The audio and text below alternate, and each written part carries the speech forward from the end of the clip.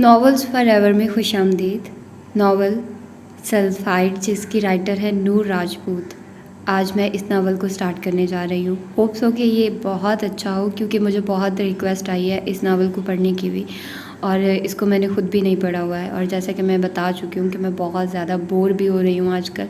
मतलब मेरे कोई नया नावल शुरू करने का दिल नहीं कर रहा, और किसी भी तरह की ट्रेजेडी और इस तरह के नावल्स सुनने का मेरा बिल्कुल भी मन नहीं है, बिल्कुल दिल नहीं कर रहा। तो इसीलिए फिर मैं चाह रही थी कि मैं कोई ऐसा नावल पढूं जो अच्छा हो, जो मतलब जिससे मैं तंग ना हूँ, मेरा ख़ुद का पढ़ने का भी दिल करे।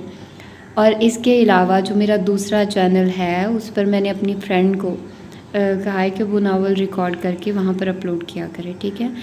तो देखिए, आप मेरी पहली वीडियोस देखिए, वहाँ पर इतनी गलतियाँ होगी, मेरी वॉइस भी कोई उसका टेम्पो इतना अच्छा नहीं होगा, और ऐसा सच मैं भी कोई परफेक्ट वे से आप लोगों को नहीं सुना रही थी। With the passage of time थोड़ा बहुत मुझे हुआ कि ये कोई इतना भी मुश्किल काम नहीं है, मैं विदाउट हेजिटेशन में पढ़ सकती हूँ। पहले मैं बहुत ज़्यादा हेजिटेट होती थी और बहुत ज़्यादा अटकना जिसे कहते हैं वो वाला सीन होता था मेरे साथ। अब थोड़ा कम हो गया होगा। मैं ये नहीं कहती कि मैं बिल्कुल ही सही रवानगी के साथ पढ़ती हूँ, अभी भी परफेक्शन नहीं है, लेकिन हाँ पहले से बहुत बेहतर है। और स्टार्ट कभी भी बहुत परफेक्ट नहीं होता, तो आप लोग उसको डीमोटिवेट मत कीजिए, उसको मोटिवेट कीजिए। मैं टाइम नहीं दे पा रही, तो इसलिए मैंने ये बेटर फील किया कि चलो मैं टाइम नहीं दे रही, लेकिन मैं अपनी किसी फ्रेंड को इस तरह से किसी को इन्वॉल्व करती हूँ ताकि वो रिकॉर्डिंग करे और उसका भी फ़ायदा हो, मेरा भी फ़ायदा हो। ऑफ़ कोर्स मैं आप लोगों को इस तरह से नॉवेल्स प्रोवाइड कर पाऊँगी, और मैं क्योंकि मैनेज नहीं कर पा रही, तो मैंने सोचा कि मैं अब ऐसे नॉवेल्स पढूं जो आप लोग मुझे बहुत ज़्यादा कहते हो, कि जैसे जन्नत के पत्ते और पीरे कामिल, अमर बेल। हालांकि मैं अमर बेल बिल्कुल भी नहीं पढ़ना चाहती, उसकी एंडिंग वो हैप्पी नहीं है। इश्क़ आतिश की भी मैंने सुना है कि उसकी भी एंडिंग हैप्पी नहीं है, तो लेकिन आप लोग बहुत ज़्यादा बोल रहे हो कि वो वाला पढूं, तो मैंने कहा चलो मैं पढ़ती हूँ, लेकिन मैं इस चैनल को रिस्क में नहीं डाल सकती। अभी भी मैं सल्फाइड शुरू किया, तो मुझे आइडिया नहीं है कि ये सोशल मीडिया राइटर हैं या ये किस तरह की राइटर हैं, आई डोंट नो। मैं फ़र्स्ट टाइम इनका कोई नावल पढ़ रही हूँ, तो मुझे स्ट्राइक से बहुत ज़्यादा डर लगता है। मुझे स्ट्राइक नहीं मिलनी चाहिए। और उमैरा अहमद के तो जितने भी मैंने नावल्स पढ़ने हैं वो मैं अपने मेन चैनल पर बिल्कुल नहीं पढ़ूँगी, उसको मैं शिफ्ट कर दूँगी और आप लोगों को बता दूँगी कि हाँ मैंने इस चैनल पर पढ़ दिए हैं, आप लोग जाकर वहाँ से सुन सकते हैं, ठीक है। तो जो भी मैं आप लोगों को बताया करूँ ध्यान से सुना कीजिए, क्योंकि मेरा इरादा है और एक दो चैनल्स को भी आगे लेकर चलने का, क्योंकि यार मैं इस तरह से चाह रही हूँ कि मैं थोड़ा इंक्रीज़ कर सकूँ, आप लोगों को ज़्यादा से ज़्यादा नॉवेल्स प्रोवाइड कर सकूँ।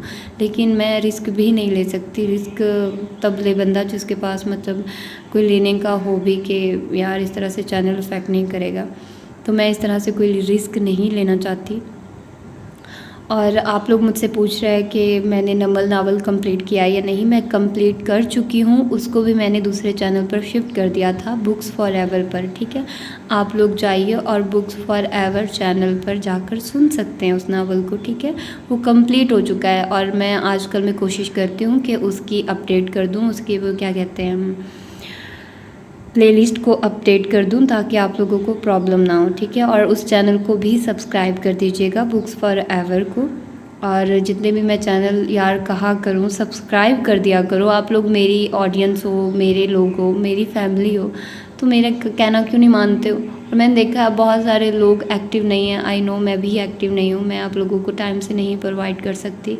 और बहुत सारे लोगों ने नावल सुने होते हैं, तो वो प्रेफर नहीं करते कि चैनल पर आएँ या ये वो। आप लोगों की अपनी चॉइस है यार।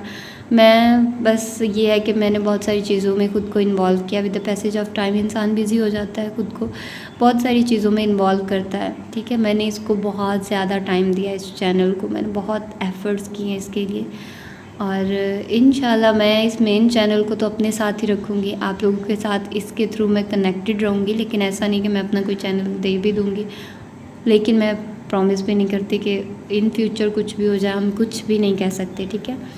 तो आइए जल्दी से स्टार्ट करते हैं इस नावल को बगैर किसी देर के, और देखते हैं कि ये वाला नावल कैसा होता है। बरसती बारिश में भीग जाने दो, बारिश की नीली फार्म परियों में मस्त हो जाने दो, बारिश में उसको यूं महसूस कर लेने दो, बरसती बारिश में उसके साथ चल लेने दो, बरसती बारिश में बरसते दिल का हाल सुना लेने दो, बरसती बारिश में यूं खुश रहने दो, बरसती बारिश में भीग जाने दो, बरसती बारिश में बस उसे मेरे साथ चलने दो, बरसती बारिश में भीग जाने दो, बरसती बारिश में उसे साथ चल लेने दो, बरसती बारिश में महसूस कर लेने दो, बरसती बारिश में बस भीग जाने दो। हल्की फुल्की बूंदाबांदी ने जब मूसलाधार बारिश का रूप धारा तो एला ने चौंक कर उस पागल लड़की की तरफ देखा जो आंखें मूंदे दोनों बाजू फैलाए मोहब्बतों के शहर में तलसम खेज जगह पर बेफिक्र घूम रही थी, हवाओं में झूम रही थी। माही, एला ने, जो एक शानो शौकत पुरस्कार अंदाज में खड़े एफल टावर जैसे जिसे दुनिया को खूबसूरत तरीन टावर होने का एजाज़ हासिल है, उसकी तस्वीर को कैमरे की आंख में मकीद करने में महव थी। आखिरी सी कोशिश करते हुए उसे पुकारा, माही बस कर जाओ, अब और कितना इंतज़ार करोगी? देखो बारिश अब तेज़ हो रही है, हमें चल देना चाहिए। किसी भी खतरे के पेश नज़र पहले इसे वार्न कर रही थी। एला ने बारिश में बेखबर भीगती माही को पुकारा, मगर वो सब चीज़ों से बेगाना अपनी धुन में सरधनती बारिश से लुत्फ़अंदोज़ हो रही थी। एला ने पीछे से जाकर छाता उसके ऊपर किया जो के बेफिक्री से भीग रही थी। कुछ लम्हात यूं ही गुजर गए। बारिश की बूंदें ना पाकर माही ने ऊपर की जानिब सर को जुम्बिश दी और छाते को देखकर बुरा समूह बनाया जो कि एला भी देख चुकी थी। बस कर जाओ माही, पागलपन की भी कोई इंतहा होती है। तुम्हें पता है एला, आज मोरखा 2 नवंबर है, जो कि ये दिन मेरे लिए बहुत खूबसूरत दिन है। ये वो दिन है जब मुझे वो शख्स आज पहली बार यहाँ ऐन इसी जगह मुझसे मिला था, माही ने एक जज्ब से कहा। और तुम पिछले 3 सालों से लगातार यहाँ तशरीफ़ लाती हो, क्या एक बार भी फिर से मिला क्या? एला ने माही का हाथ पकड़कर अब बाकायदा चलना शुरू कर दिया था। रुको एला, अभी सिर्फ शाम के 4 ही तो बजे हैं। मैं मज़ीद इस दुश्मने जहाँ का इंतज़ार करना चाहती हूँ, कुछ लम्हात उसकी याद के नाम करना चाहती हूँ। उसने एक बार मुझे कहा था, मैम इसी जगह तुमसे मिलूँगा दोबारा, बिछड़ के मुझसे हबीब मेरे, ना काट सको तो लौट आना। पागल मत बनो माही, अब मैं मज़ीद तुम्हारी बकवास बर्दाश्त नहीं करना चाहती, एला ने घसीले लहजे में जवाब दिया। सर्दियों की बारिशों में भीगने की वजह से माही के खूबसूरत गुलाबी लब अब सर्दी की शिद्दत से नीले पड़ने लग गए थे। एला उसकी कपकपाहट वाज़े तौर पे महसूस कर चुकी थी, लेकिन एकदम चुप, तुम्हारी आवाज़ ना आए। वो कुछ कहना चाहती थी, लेकिन एला उसे सख्ती से खामोश रहने का हंदिया दे चुकी थी, जो उसका हाथ पकड़कर तेज़ी से गाड़ी की जानिब रवां थी। माही ने एक अलविदाही पुरशिकवा नज़र टावर पर डाली और जैसे कह रही हो, आज फिर वो नहीं आया। जैसे जैसे वो इस जगह से दूर जा रही थी, उसे महसूस हो रहा था वो बहुत कुछ पीछे छोड़ चुकी है। एक शिद्दत से वो गुजरी मंजिल की जानिब नज़रें वाह किए हुए थी, शायद वो कहीं से एक बार उसे नज़र आ जाए, लेकिन उसकी ख्वाहिश की तकमील ना हुई। जैसे मेरी निगाह ने देखा ना हो कभी, महसूस ये हुआ तुझे हर बार देखकर। उसका दिल हमेशा की तरफ सुरदा था और डूब रहा था। वो लंबे कड़े इंतज़ार के बाद भी नज़र ना आ सका था। गाड़ी के पास पहुंचते ही एला ने उसकी तरफ का दरवाज़ा खोला और अंदर बिठाया। तो ये तय है, उसका मुझे एक बहुत लंबा इंतज़ार करना है। अब वो दीदार मुयस्सर है, ना कुर्बत ना सखन, एक जुदाई है जो तकदीर हुई जाती है। माही ने एक बार फिर से अपनी आबोताब से बारिश में नहाते टावर को देखते हुए दिल की गहराइयों से सोचा। इससे पहले कि वो मज़ीद कुछ सोचती या उसकी खुशी पर उदासी गालिब आती, एला जन से गाड़ी आगे की जानिब बढ़ा चुकी थी। रात का न जाने कौन सा पहर था, हवा में खनकी बहुत ज़्यादा बढ़ चुकी थी। आरामदेह बिस्तर पर पुरसुकून नींद के ज़ेर असर नज़र आने वाला वो शख्स एक झटके से उठ बैठा था। कुछ ऐसे हादसे भी ज़िंदगी में होते हैं कि इंसान बच तो जाता है मगर ज़िंदा नहीं रहता। लैम्प की मध्यम रोशनी में चेहरे पर पसीने की नन्ही नन्ही बूंदें वाज़े थी। देखते ही देखते अजियत की एक लहर उस शख्स के चेहरे पर फैल गई। हवास बहाल होने पर उसने गुस्से से साइड टेबल पर रखा लैंप हाथ बढ़ाकर नीचे फेंक दिया। सिसकियों की आवाज़ वाज़े सुनाई दे रही थी और ये आवाज़ उसकी रूह को किसी तलवार की तरह ज़ख्मी कर रही थी। बल आखिर उसकी बर्दाश्त जवाब दे गई। Shut up, just shut up, वो चीखा। वो दोनों हाथ कानों पर रखकर उस आवाज़ से बचना जा रहा था, लेकिन शायद किसी ने रोने की कसम उठाई हुई थी। ऐसा पहली बार नहीं हुआ था। पिछले 3 सालों में एक भी दिन ऐसा नहीं गुजरा था जब इस आवाज़ ने उसका पीछा ना किया हो। एक भी रात वो सुकून से नहीं सो पाया था और फिर एक झटके से वो उठा। अब उसका रुख उस शफीक हस्ती के कमरे की तरफ था जिसकी आगोश उसे सुकून पहुंचाती थी। अपने मतलूबा कमरे के बाहर पहुंचने के बाद उसने दरवाजे पर दस्तक दी। वो जानता था अंदर वो शफीक हस्ती जाग रही होगी। आ जाओ, दस्तक पर अंदर से आवाज़ उभरी थी। वो झटके से दरवाज़ा खोलकर अंदर दाखिल हुआ। सामने वो हस्ती अपने बिस्तर पर बैठी सूरह यासीन की तिलावत कर रही थी। बीबी जान, वो तड़प कर उनकी तरफ बढ़ा। बीबी जान ने यासीन को अकीदत से चूम कर साइड टेबल पर रखे ऊंचे ताक पर रखा। शाह बेटा, तुम सब खैरियत तो है ना? बीबी जान के चेहरे पर परेशानी उभरी। वो बीबी जान, वो कुछ कहना चाहता था लेकिन आंसुओं का एक गोला सा उसके गले में अटक गया था। वो आगे बढ़कर बीबी जान की गोद में सर रखकर लेट गया था। आज फिर कोई बुरा ख्वाब देखा क्या? बीबी जान प्यार भरे लहजे में पूछ रही थी और साथ साथ उसके बालों में उंगलियां भी फेर रही थी। जाने 2 आंसू कैसे उसकी आंखों से फिसलकर बीबी जान की गोद में जज्ब हो गए थे। कोई इतना कैसे रो सकता है बीबी जान, कैसे? वो अजियत से 2-4 लहजे में पूछ रहा था। बीबी जान ने उसकी बात पर एक गहरा सांस लिया। कोई 3 सालों से लगातार रो रहा है बीबी जान, एक भी रात वो चुप नहीं हुआ। कोई इतना कैसे रो सकता है? चश्मे याकूब की मानिंद है बरसती आंखें, मेरे यूसुफ मेरी नज़रों को बिनाई दे जा। बीबी जान का कलेजा जैसे अपने बेटे की बात पर छलनी सा हो गया था। क्या वो शख्स थकता नहीं बीबी जान? कहाँ से आते हैं उसके पास इतने आंसू? वो चुप क्यों नहीं होता बीबी जान? कोई इतना कैसे रो सकता है? वो बार बार एक ही बात दोहरा रहा था। ज़ख्म गहरा दिया है तुमने बेटा, इतना गहरा ज़ख्म कि तुम सोच भी नहीं सकते। बीबी जान ने कहने के बाद उसके सर पर फूंक मारी जैसे सारी बलाएं टालना चाहती हो। उसे कह दें कि वो चुप कर जाए बीबी जान, चुप कर जाए, खुदा का वास्ता है, वो कह रहा था और बीबी जान सुन रही थी। कितनी ही देर वो यही अल्फाज दोहराता रहा और फिर थक हार कर या शायद इस सुकून के बायस जो उसे बीबी जान की गोद में मिला था वो एक बार नींद की आगोश में जा चुका था।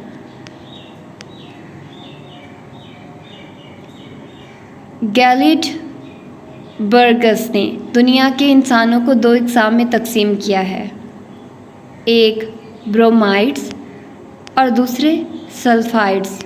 ब्रोमाइड आम लोग होते हैं जिनकी सोच एक सी होती है, जबकि सल्फाइड्स ख़ास लोग होते हैं जो कि नायाब होते हैं। क्लासरूम में टीचर की आवाज़ गूंज रही थी। ये BSc की क्लास थी और इस वक्त उनका इंग्लिश का पीरियड था।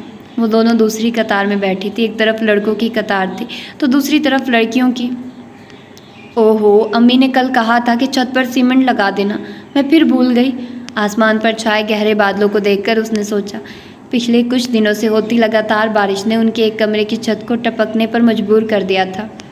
काश मैं सीमेंट लगा ही देती, अब अम्मी को मेहनत करनी पड़ेगी और अगर उन्हें भी याद ना रहा तो आज रात फिर। मिस उम्मे हानम, वो मज़ीद सोच नहीं पाई थी कि क्लास टीचर की सख्त सी आवाज़ उसे ख्यालों की दुनिया से निकालकर हकीकत में ले आई थी।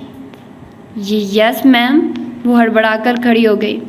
ध्यान किधर है आपका? मैम ने गुस्से से पूछा। जी वो कुछ कहना चाहती थी लेकिन अल्फाज दम तोड़ गए।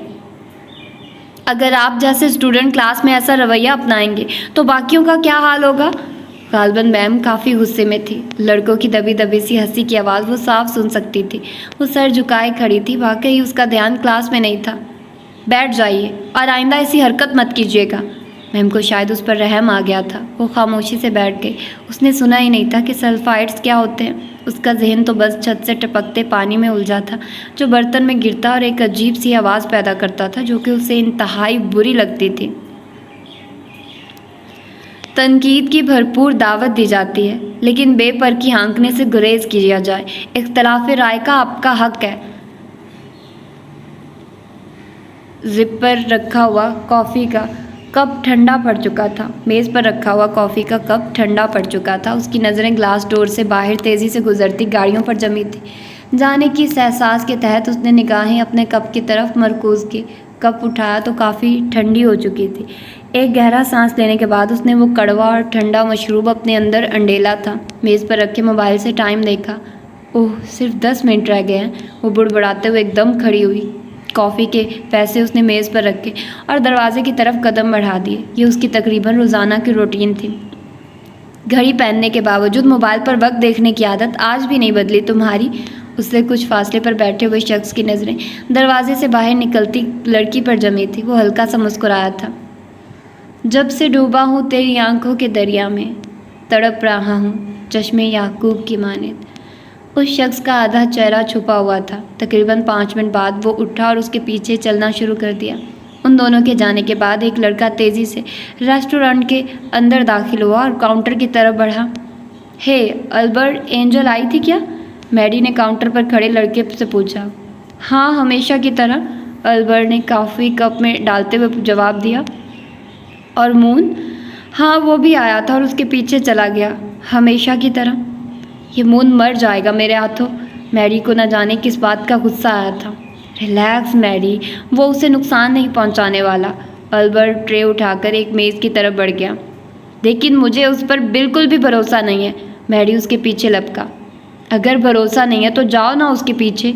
वैसे भी तुम्हारी इन फजूल बातों में ट्रेन गुजर चुकी होगी। Oh shit! अल्बर्ट की बात सुनकर मैडी चिल्लाया और बाहर की तरफ भागा, लेकिन शायद किस्मत ने उसका साथ नहीं दिया था। ट्रेन गुजर चुकी थी। अब उसे 15 मिनट इंतज़ार करना था जब तक दूसरी ट्रेन नहीं आ जाती। मैडी का मूड बुरी तरह ख़राब हो चुका था। जब वो घर पहुंची तो तकरीबन पूरी भीग चुकी थी। एकेडमी में उसके रिक्शे पर आना जाना पड़ता था, जो कि उसे मेन रोड पर उतार देता था। मेन रोड से घर तक का सफ़र 5 मिनट का था और इन 5 मिनटों में वो बारिश तेज़ होने की वजह से भीग गई थी। कितनी बार कहा है कि रिक्शे वाले से कहकर घर तक रिक्शा ले आया करो, अपने घर के सामने उतारा करो। आसिया बेगम ने अपनी बेटी से कहा, जो हमेशा उनकी बात एक कान से सुनकर दूसरे से निकाल देती थी। अम्मा, रिक्शे वाला पैसे ज़्यादा मांगता है। 5 मिनट के सफ़र के लिए मैं उसे ज़्यादा पैसे हरगिज़ नहीं दे सकती। वो तौलिए से बाल साफ करते हुए बुड़बुड़ाई। वो तो ठीक है, लेकिन कभी कभी हालात को भी देख लेना चाहिए ना। आज मौसम ख़राब था और इतनी तेज़ बारिश थी, आज तो आ जाती ना। क्या मुझे खाना मिलेगा? वो अपनी माँ की तरफ मुकम्मल नज़रअंदाज कर गई थी। आसिया बेगम से उसकी बात सुनकर सर झटका। वो अच्छी तरह जानती थी कि उनकी बेटी अपनी मनमानी करती है हमेशा। कपड़े बदल लो, मैं गरम करके लाती हूँ खाना। आसिया बेगम बरामदे मलका छोटे से किचन में चली गई थी, जबकि वो कमरे की तरफ बढ़ गई। माहम और जवाद कहाँ हैं? नज़र नहीं आ रहे। घर में छाई खामोशी को महसूस करके उसे अपने दोनों छोटे बहन भाई याद आ गए थे। छत पर हैं, किचन की छत टपक रही थी तो सीमेंट लगा रहे हैं दोनों। भाई साहब पैसे दे देते तो मरम्मत ही करवा लेती मकानों की, लेकिन जो अल्लाह को मंजूर। आसिया बेगम ने गहरी सांस लेते हुए जवाब दिया और खाना बरामदे में बिछी चारपाई पर रख दिया। मुझे नहीं लगता अम्मी कि वो हमें पैसे देंगे। लोग यतीमों और गरीबों का हक बहुत आसानी और बिना खौफ के मार लेते हैं। और उसे कुरान की आयत मुबारका और अहदीस मुबारका याद आई, जिसमें यतीमों के हकूक़ बयान फरमाए गए हैं। और सोचा, क्यों लोग सिर्फ कुरान को सिर्फ पढ़ते हैं, समझते क्यों नहीं?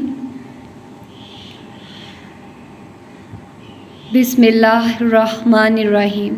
तर्जुमा।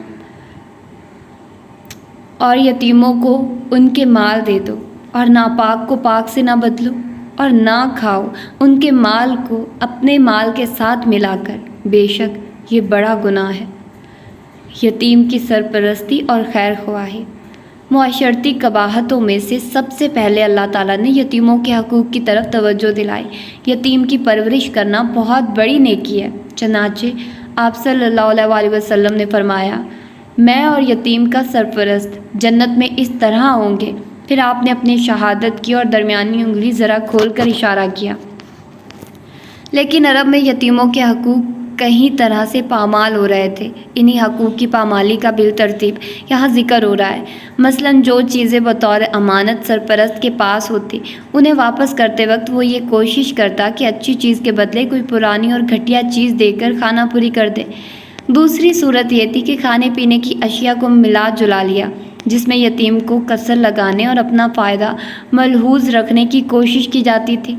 लेकिन ये तो बस उसकी सोच थी, ना कि दुनिया वैसा सोच सकती। बस ये सोच कर ही खामोश हो गई। वो पैसों के जिक्र पर सख्त बदमज़ा हुई थी। अच्छा तुम खाना खा लो, मैं ज़रा इन दोनों को देख लूँ, भीग रहे होंगे ऊपर। आप रहने दें अम्मी, मैं देख लूँगी खाने के बाद। आप बस आवाज़ देकर दोनों को नीचे बुला लें। वो कहकर खाने की तरफ मुतवज्जे हो चुकी थी, अलबत्ता ज़हन बुरी तरह इंतशार का शिकार था। शोर की आवाज़ पर वो चौंकी। उसके बिल्कुल सामने एक लड़के का बैग नीचे गिर गया था। ट्रेन की रफ्तार आहिस्ता हुई।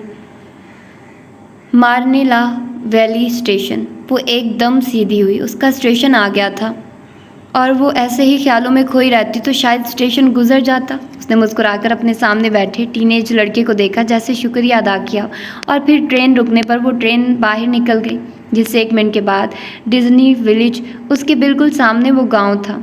हाँ था, डिज्नीलैंड फासले पर, शहजादियों और परियों का देश उसके लिए आज भी वैसा ही था। बहुत से लोग ट्रेन से उतरे थे और अब उनका रुख डिज्नीलैंड की तरफ था। थैंक्स बडी। ट्रेन से बाहर निकलते हुए उस आधे छुपे हुए चेहरे वाले शख्स ने सीट पर बैठे उस लड़के से कहा, जिसने जानबूझकर उसके इशारे पर अपना बैग नीचे गिराया था। अब उसकी निगाहें एंजल को ढूंढ रही थी। इतने सारे लोगों के हजूम में वो कहीं खो गई थी। वो थोड़ा सा बेचैन हुआ, फिर उसे एक तरफ वो नज़र आ गई थी। हाँ वही एंजल। एंजल को देखते ही उसके चेहरे पर सुकून फैल गया था और अब थोड़ा सा फासला रखकर वो उसके पीछे पीछे चल पड़ा था। सुन रहा है न तू, रो रहा हूँ मैं, सुन रहा है न तू। माँ हम टीवी की आवाज़ कम कर लो, कब से कह रही हूँ। वो अपनी किताबें फैलाए बैठी थी। मुसलसल आने वाले गाने की आवाज़ उसकी तवज्जो अपनी तरफ खींच रही थी। आरजे का शो है, कसम से कमाल लग रहा है। अरे हानी ज़रा आकर देखो आज। माहम ने आवाज़ क्या कम करनी थी ऊपर से चलाकर कहा। आरजे, हाँ हानी आपी, बहुत अच्छा लगता है मुझे भी।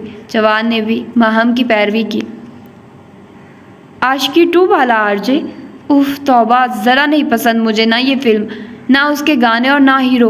और अगर अब तुम लोगों ने आवाज़ कम ना की तो मैं अम्मी से कह दूँगी। वो जाने क्यों गुस्से करने लग गई थी। शायद हालात ने उसे चिड़चिड़ा बना दिया था। नहीं ये वो आरजे नहीं है, ये तो पाकिस्तान का मशहूर। बुलाऊं अम्मी को? हानी ने माहम की बात काटकर धमकी दी तो वो मुंह बनाकर आवाज़ कम करने लग गई। हाय कितना अच्छा गाता है ना ये, काश मैं बड़ा होकर ऐसा बन जाऊं। जवाद के लहजे में हसरत थी। वो छोटा सा बच्चा जाने कब स्क्रीन पर गिटार पकड़े गाते हुए लड़का फ़ैन बन चुका था और उसे खुद भी मालूम नहीं था। कल रात मौलाना साहब की रूह परवाज़ कर गई। हानी की नज़र सामने रखे अखबार पर पड़ी थी। कैप्चर किया था उसके दिमाग ने लफ्ज़ रूह को बहुत बुरी तरह से। रूह?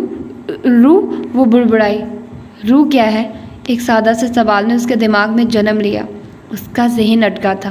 वो सोचती रही लेकिन कोई सिरा ना पकड़ पाई। थक हार कर उसने किताबें उठाकर एक तरफ रखी और लेट गई। उसका ज़हन आजकल पढ़ाई में नहीं लग रहा था। अजीबोगरीब सोचों ने उसके दिमाग को घेरा हुआ था। कभी तुम लोग पढ़ भी लिया करो, हर वक्त टीवी में घुसे रहते हो। हानी ने अपने दोनों बहन भाइयों की तरफ देखते हुए कहा, जो उसे कुछ फासले पर नज़रें टीवी में गाड़े बैठे थे। हमें किताबी कीड़ा नहीं बनना। क्यों जवाद? हमने जवाद की तरफ देखते हुए पूछा। वो भी मुस्कुरा दिया था, जबकि हानी ने अफसोस से सर हिलाया। ये थी उम्मे हानम उर्फ हानी, जो 82 साल दोइम के तालबा थी, जिसकी कुल कायनात उसकी माँ और 2 बहन भाई थे। माहम हानी से 2 साल छोटी थी, जो 2nd ईयर में थी, और जवाद माहम से 4 साल छोटा था। अबसार साहब, जो कि हानी के वालिद 7 साल पहले ही दुनिया से रुखसत हो गए थे, वक्त और हालात ने उसे उम्र से बड़ा बना दिया था। अलबत्ता माहम में अभी बचपना था। रूह क्या है? एक बार फिर उसका जहन उलझा। वह आखिर वो उठकर कमरे से बाहर निकल गई थी। तेरे संग गुजर जाए ये उम्र जो बाकी है, हंस दो न ज़रा खुलकर, काहे की उदासी है। दरवाजे से बाहर निकलते वक्त उसकी समाज से गाने की आवाज़ टकराई। आवाज़ अच्छी थी, चाहने के बावजूद वो वापस पढ़कर टीवी पर नज़र आती उस आरजे को नहीं देख पाई थी और खामोशी से वो सहन की तरफ बढ़ गई थी, जहाँ ठंडी हवा ने उसका इस्तकबाल किया था। उसे रोज़ाना रात को सहन में टहलने की आदत थी और आज तो फिर ठंडी हवाएं उसे सुकून बख्श रही थी। आँख में आंसू नहीं, रुलाता है बहुत वो दिसंबर, हर दिसंबर याद आता है बहुत।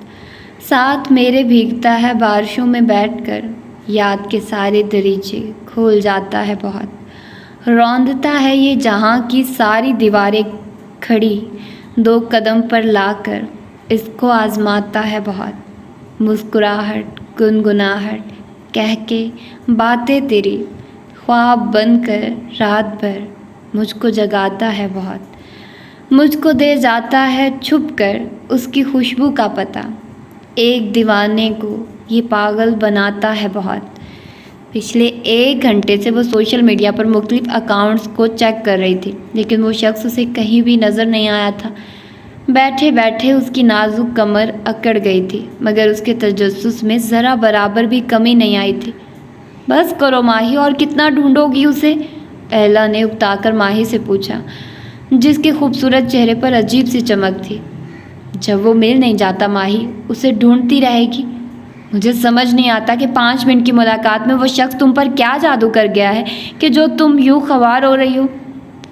यही बात तो मैं जानना चाहती हूँ, उससे मिलकर पूछना चाहती हूँ कि माही पर कैसा जादू किया है उसने। माही शौक से मुस्कुराई थी।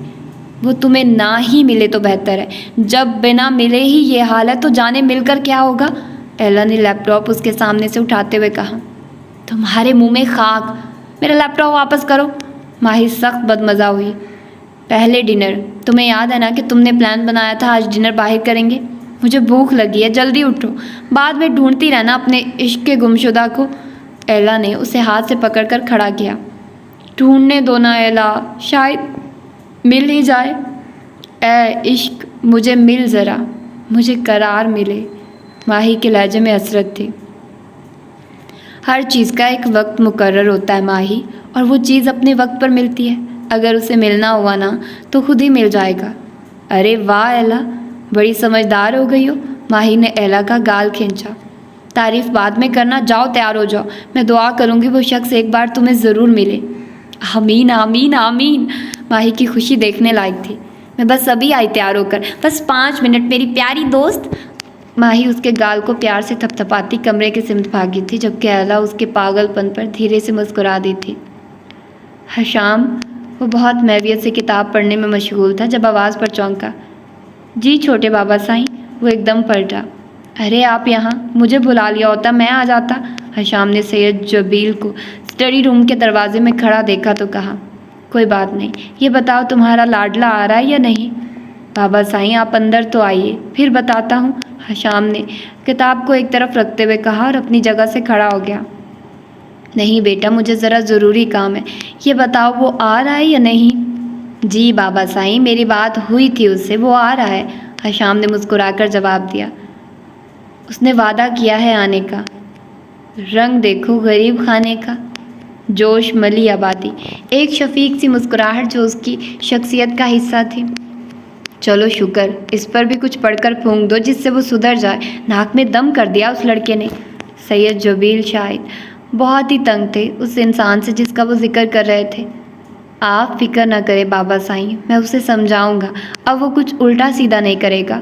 हशाम ने एतमाद से कहा था, लेकिन ये बात वो भी अच्छे तरीके से जानता था कि सारी दुनिया बदल सकती थी, क़यामत आ सकती थी, लेकिन वो कभी सुधर नहीं सकता था। ठीक है, तुम आराम करो।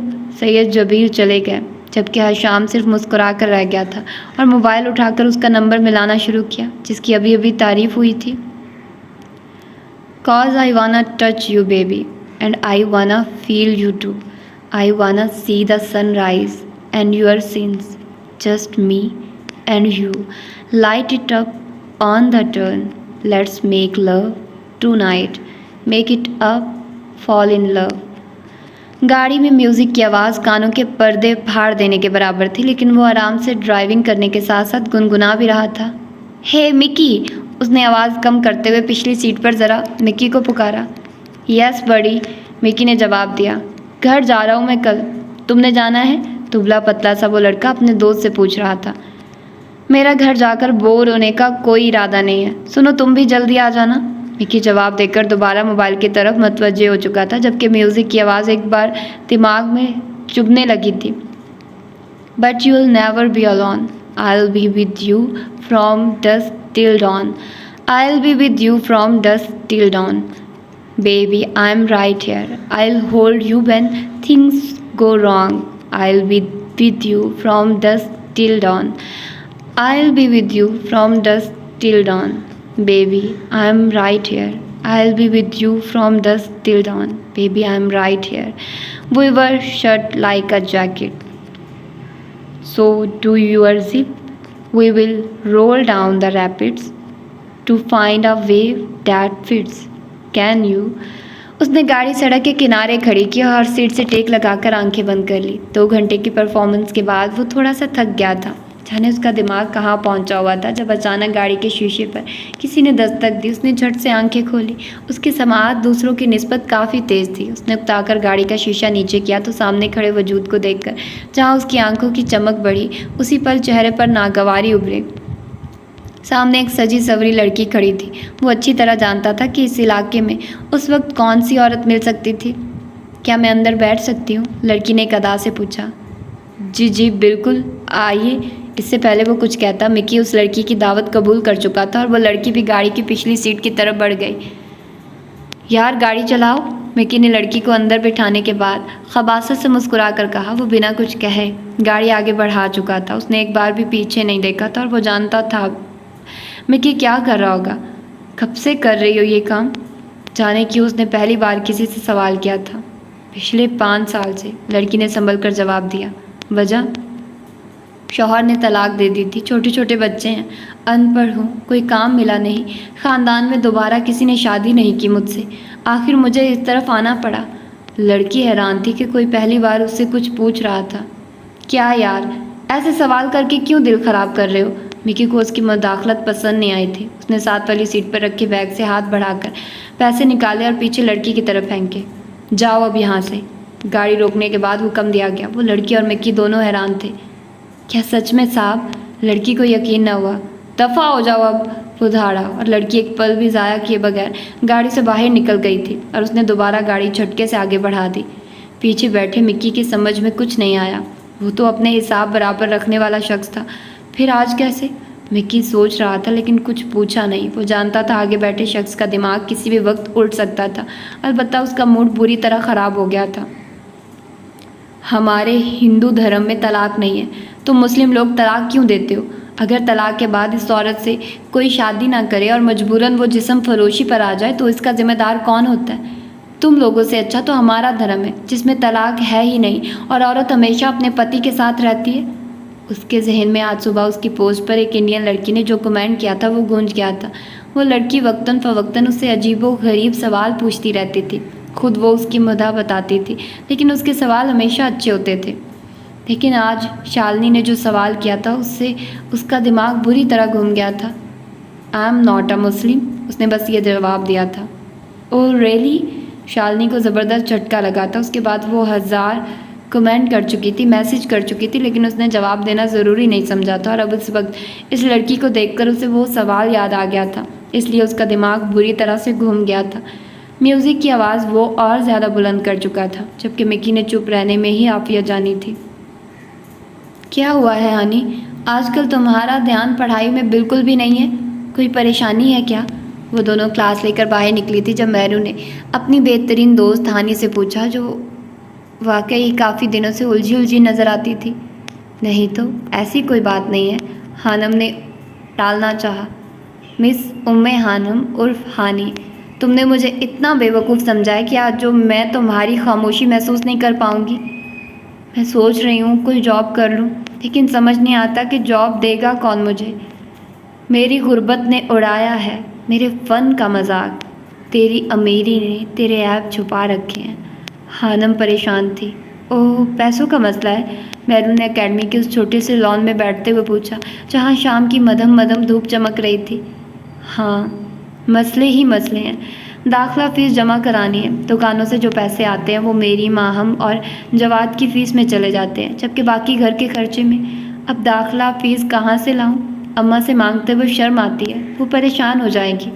धूप ने उसके मासूम चेहरे की चमक को मज़ीद बढ़ा दिया, अलबत्ता आंखें उदास थी। बस इतनी सी बात, बताओ मुझे कितने पैसे चाहिए, मैं ला दूंगी सुबह, मेहरू ने दोस्ती का हक अदा करते हुए कहा। नहीं मेहरू, मैं खुद कुछ करना चाहती हूँ। अच्छा चलो तुम परेशान मत हो, अल्लाह बेहतर करेगा। मेहरू ने उसका हाथ हल्का सा दबाया। इससे पहले वो कुछ कहती, हानम के बैग से वाइब्रेशन की आवाज़ उभरी। उसने हाथ बढ़ाकर मोबाइल बैग से निकाला। ये एक छोटा गिफ्ट मोबाइल था, शायद किसी का मैसेज आया था। तुमसे बहुत कुछ कहना है मगर कभी तुम नहीं मिलते, कभी अल्फाज नहीं मिलते। नंबर देखकर उसके रगो में एक जहर से फैल गया था। उसने मैसेज फ़ौरन डिलीट किया और मोबाइल गुस्से में बैग में पटका। आराम से हानी, क्या हुआ? किसका मैसेज था? मेहरू ने पूछा। पता नहीं, कोई रॉन्ग नंबर था। और फिक्र मत करो, ये कोई स्मार्टफोन नहीं है जो टूटेगा या ख़राब होगा। पिछले 1 साल से इस्तेमाल कर रही हूँ, अभी तक कुछ नहीं बिगड़ा इसका। जाने वो क्यों इतनी तल्ख हो गई थी, या फिर हालात ने उसे ऐसा बना दिया था। अच्छा ये सब छोड़ो, बताओ चाय पियोगी? मेहरू ने सवालिया नज़रों से उसे देखा। जी, हानम ने इस बात में सर हिलाया। अच्छा तुम बैठो, मैं लेकर आती हूँ। मेहरू ये कहकर कैंटीन की तरफ बढ़ गई थी, जबकि उसने एक गहरी सांस ली थी। जाने तकदीर उसके साथ क्या करना चाहती थी।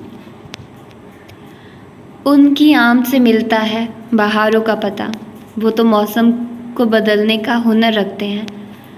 वो आज शाम ही मुल्तान पहुंचा था। सैयदों की हवेली में जैसे खुशी की लहर दौड़ गई थी। अलबत्ता हवेली के सारे मुलाजमीन दुआएं मांग रहे थे कि उनका सामना सैयद हवेली के अजीबो गरीब सपूत से ना हो। बेजान ने आते ही उसका सदका दिया था और वो बेजार बेजार सा सब बर्दाश्त कर रहा था। उसे सैयद हवेली में बस एक ही शख्स थोड़ा बहुत पसंद था, और वो था हशाम बिन जबील, जिसकी मोहब्बत इस बेजार शख्स के लिए हमेशा से खालिस थी। उस वक्त भी वो हशाम के सामने बैठा सिगरेट पी रहा था। तुमने स्मोकिंग कब शुरू की? हशाम ने गहरी नज़रों से देखते हुए पूछा। 5 साल पहले ही कर दी थी, निपतुले अंदाज में जवाब दिया गया। तुम जानते हो ना, बीजान को पता चला तो वह नाराज़ होंगी। हमेशा ही नाराज़ होती हैं वो, लेकिन तुम्हें पता है शामू, मुझे फ़र्क नहीं पड़ता। हशाम का नाम बिगाड़ कर वो ढिठाई से हंसा था। थोड़ी सी तो शर्म करो, तुमसे 6 साल बड़ा हूँ। हशाम की बात पर उसका छत फाड़ कहका गूंजा था। सुनकर अच्छा लगा शामू, वो बहुत ढीठ था। वापस कब जाना है? हशाम ने दोबारा पूछा। 1-2 दिन में चला जाऊंगा, वैसे भी जब से आया हूँ बोर ही हो रहा हूँ। तुम्हें पता है आज एक औरत आई, साथ में 1 माह बच्चा लाई थी अपना। बीजान को कहती इसे प्यार दें सैयदानी जी, ये बड़ा होकर आपके बेटों जैसा बने। तंजिया हंसी के साथ बात के आखिर पर वो खुद ही हंसा था। तुम खुद बताओ, अगर वो मेरे जैसा बन गया तो? उसके चेहरे पर मुस्कुराहट फैली थी। मैंने फ़ौरन कहा था कि लाइए मैं प्यार देता हूँ, लेकिन बीजान ने मुझे मना कर दिया। वरना क्योंकि वो तुम्हारे करतूत अच्छे से जानती हैं मिस्टर आरजे, इसीलिए मना किया। हशाम ने उसकी बात काटी। उसकी बात पर आरजे ने एक और कहका लगाया था। अजीब बात थी, वो तभी हंसता था जब हशाम के साथ होता था। अच्छा तुम बताओ, तुम्हारी PhD कहाँ तक पहुँची शामू बाबा? अभी तो 1 साल ही हुआ है। कब जा रहे हो वापस पेरिस? अगले हफ्ते तक। जवाब देने के बाद हशाम उठा। पूरा कमरा सिगरेट के धुएं से भर गया था और उसके लिए वहाँ मज़ीद बैठना मुश्किल हो गया था। कहाँ जा रहे हो? उसने हशाम को उठते देखा तो पूछा। इशा की नमाज़ अदा करने। क्यों? नमाज मुझसे ज़्यादा ज़रूरी है क्या? हाँ, लेकिन क्यों? अगर नहीं पढ़ोगे तो क्या होगा? गुनाह मिलेगा, हिसाब देना पड़ेगा। अच्छा तो तुम इसलिए पढ़ते हो कि हिसाब देना पड़ेगा? नहीं, अल्लाह भी नाराज़ होगा ना, इसलिए। और फिर हशाम के जवाब पर उसका एक और कहका उभरा। कितना जबर है ना तुम्हारे दीन में, ऐसा भी होता है क्या? दीन में जबर नहीं, ये जबर तो उनको नज़र आती है जिनकी आंखों पर रब करीम व अजीम ने पर्दे डाल रखे हैं। देखो मुझे तुमसे बहस नहीं करनी, मैं जा रहा हूँ। हशाम ने दरवाजे की तरफ बढ़ते हुए जवाब दिया। अच्छा सुनो हशाम बिन जबील, बस एक सवाल का जवाब दे जाओ। उसने हशाम को पुकारा। हशाम पलटा। उसने देखा था कि आरजे की आंखों में एक अनोखी चमक थी। हशाम अच्छी तरह जानता था कि उसके सवालात के जवाब देना उसके बस में नहीं था, लेकिन वो सुनना चाहता था कि इस वक्त आरजे के दिमाग में क्या चल रहा था। तुम कहते हो कि अल्लाह बहुत बड़ा है, वो बेनियाज है, उसे किसी चीज़ से फ़र्क नहीं पड़ता, उसके पास इंसानों जैसे जज्बात और एहसासात नहीं। फिर तुम्हारे नमाज ना पढ़ने पर वो गुस्सा क्यों होगा, सज़ा क्यों देगा? उसकी बात ना मानने पर वो इंसानों की तरह रिएक्ट क्यों करता है? बहुत बड़ा है, उसे तो इंसानों की खुशी क्रिएटर, उसने तुम्हें पैदा किया है। वो मैं खुश होना चाहिए ना। फिर अगर तुम नमाज ना पढ़कर खुश हो तो उसे गुस्सा क्यों आता है? वो बेनियाज है ना। फिर बात ना मानने पर माँ बाप की तरह क्यों गुस्सा करता है? इंसानों जैसे जज्बात क्यों? वो बोला तो बोलता चला गया। उसके चेहरे पर संजीदगी छाई थी, अलबत्ता आंखों की चमक बरकरार थी, एक ऐसी चमक जो देखने वाले को फना करने की सलाहियत रखती थी। हशाम लाजवाब हो चुका था। क्या कहता वो? उसका सवाल ही ऐसा था। वो आलिम नहीं था। तुम्हारी फजूल बातों के लिए मेरे पास वक्त नहीं, नमाज से देर हो रही है, वरना अच्छे से बताता तुम्हें। हशाम कहकर रुका नहीं था। वो दरवाज़ा खोलकर बाहर निकल गया था, जबकि पीछे वो पागलों की तरह हंस रहा था। ब्लडी मुस्लिम्स, तंजिया हंसी। वो पागल था। क्या वो सच में पागल था? एक ऐसे सवालात करने वाला शख्स पागल होता है? नहीं, हरगिज़ नहीं। ऐसे लोग काबिल रहम होते हैं। हम ऐसे लोगों को खुद इस्लाम से दूर कर देते हैं। इस्लाम में सवाल जवाब करना गुनाह नहीं, जबकि हम किसी भी ऐसे सवाल को बिना सुने बिना सोचे मंतकी आलमो मुफ्ती बनकर सब किसी को भी दायरा इस्लाम से निकाल देने का फतवा सादिर करते हैं, जो कि आरजे जैसे भटके हुए शख्स को राह रास्त पे लाने की बजाय मज़ीद बागी बना देता है। उन्हें इस्लाम से दिली बुग़्ज़ हो जाता है और वो अजीबो गरीब कैफियत का शिकार हो जाते हैं, जो कि हमारा ज़ाती कसूर होता है। वो डिज़नीलैंड इमारत के सामने बैठी थी। वो तकरीबन हर हफ्ते यहाँ आती थी, लेकिन अंदर जो स्लीपिंग शहज़ादी थी उसे देखने की हिम्मत नहीं थी। स्लीपिंग ब्यूटी इमारत के बाहर बैठी रहती और फिर वापस पड़ जाती थी। सैकड़ों लोगों के हजूम में वो गुम हो जाना चाहती थी, लेकिन होती नहीं थी। कुछ यादें थीं, कुछ बातें थीं जो उसका पीछा नहीं छोड़ती थी। सर्दी की शिद्दत ने जैसे उस पर असर करना छोड़ दिया था। ठंडी हवाएं हड्डियों में चुभ रही थी, लेकिन वो साकिन बैठी थी। कंधों पर बिखरे बाल हवा चलने के बायस चेहरे को छू रहे थे।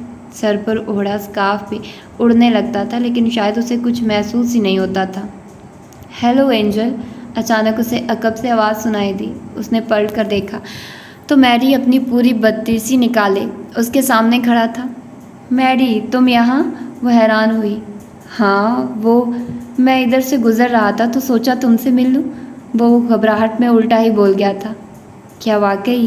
लेकिन तुम यहाँ से गुज़र कर जा कहाँ रहे थे? और क्या मेरा घर यहाँ पर है जो तुम मिलने आए हो? नहीं, मैरी बुरा फंसा था। बोलो अब। एंजल ने अपनी मुस्कुराहट छुपाई। मैरी उसका क्लास फेलो था, लेकिन थोड़ा पागल था। अक्सर उस एंजल के चेहरे पर मुस्कुराहट का बाइस बनता था। अच्छा सुनो, ये सब छोड़ो, बताओ चाय पियोगी? मैरी ने बात बदली। पी चुकी हूँ। अच्छा चलो, मैं आइसक्रीम लेकर आता हूँ, यहाँ से हिलना मत। मैरी ने उसे हदायत की और खुद आइसक्रीम बार की तरफ बढ़ गया था, जबकि एंजल एक गहरी सांस लेकर रह गई थी। उसने रुख पलटा तो डूबते सूरज की किरणें उसके चेहरे पर पड़ी। चेहरे के खास हिस्से पर कोई चीज़ चमकी थी, जैसे कोई मोती, लेकिन उसे एहसास नहीं था कि किसी शख्स की निगाहें उस पर जमी थी, जो उस रोशनी को देखकर जम सा गया था। क्या उसने अपनी चेन पर कोई मोती लगा रखा था? अचानक अजीब सी बेचैनी उसके अंदर फैल गई थी। नज़रों की तपिश उसे महसूस होने लगी थी। तब उसकी नज़र मैरी के पास खड़े उस शख्स पर पड़ी थी, जिसका आधा चेहरा छुपा ही रहता था और वो बोल भी नहीं सकता था। ये यहाँ भी? वो कोफत में मुब्तला हो गई थी। वो जहाँ भी जाती थी वो शख्स उससे पहले वहाँ मौजूद होता था। उसकी आंखों में एक अजीब सा तासुर होता था जो उसे अंदर तक झंझोड़ देता था। वो तो कभी कभी मैडी की हरकतों से उकता जाती थी, और ऊपर से ये शख्स। उसका मूड एकदम ख़राब हुआ। वो उठी और कदम स्टेशन की तरफ बढ़ा दिए। मैडी की नज़र अभी उस पर नहीं पड़ी थी, लेकिन वो शख्स उसे जाता देख रहा था।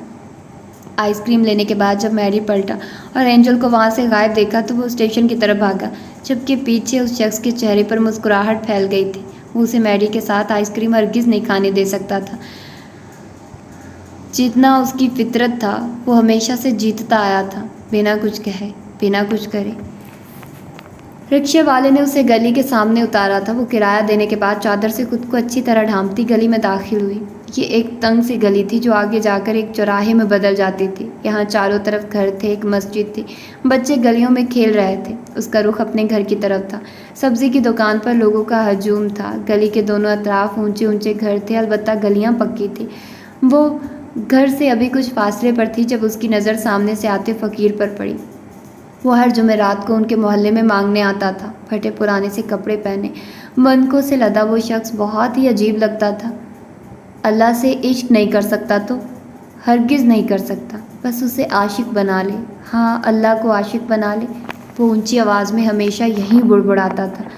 सब्ज़ी की दुकान पर खड़े लोगों ने उसकी बात सुनी थी, और फिर सब्ज़ी वाले ने आलू की थैली से एक आलू निकाल कर उस फ़कीर को दे मारा था।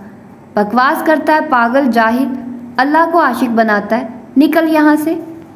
ये तो एक आम शख्स ने उसे धुतकारा था। अगर हम मंसूर हिलाज का वाक़या दोहराएं, उस वक्त के सोए हुए उलमा ने उसे गुमराह होने फतवे सादिर कर दिए थे। उस वाक़ये को यूँ बयान किया जाता है, इश्क हाजिर है सूली पे लटक जाने को, मौत से बढ़कर क्या सज़ा दोगे दीवाने को। हुसैन बिन मंसूर हलाज ने अपनी ज़ात की नफ़ी की और अल्लाह के इश्क में मार्फत के बुलंद तरीन मकाम पर पहुँचकर अनाउल हक़ का नारा लगाकर खुदी के राज को फाश कर दिया। उल्मा ज़ाहिर का दिल बेदार ना था, इसलिए वो इल्मो अरफान के फ़र्क को परखने से माजूर रहे और हलाज को गुमराह कहकर सूली पर लटका दिया। हलाज ने सूली कबूल कर ली क्योंकि वो खुदा से मुलाकात का ज़रिया थी। डॉक्टर नकलिस लिखते हैं कि जब मंसूर को फांसी देने के लिए लाया गया तो वो तख्ता-ए-दार को देखकर इस ज़ोर से हंसा कि आंखों से पानी बहने लगा। इसके बाद लोगों की तरफ देखकर अपने दोस्त अबू बकर शिबली को कहा, आपके पास मुसल्ला है? उन्होंने कहा हाँ। फिर मंसूर ने मुसल्ला बिछाकर 2 रकत नमाज अदा की, फिर उसे मसलूब कर दिया गया। इश्क खातिर है सूली पे लटक जाने को, मौत से बढ़कर क्या सज़ा दोगे दीवाने को। बकौल इलामा इकबाल।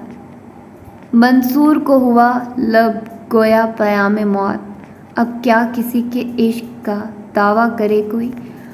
हुसैन बिन मंसूर हलाज कैदोबंद में थे तो इब्ने अता आए और कहा कि आपने जो कुछ कहा है उससे माजरत कर लें। हुसैन बिन मंसूर हलाज ने कहा कि जिसने ये बात अनाउल हक़ कही हो उससे कहो कि माजरत कर ले। उस पर इब्ने अता रोने लगे।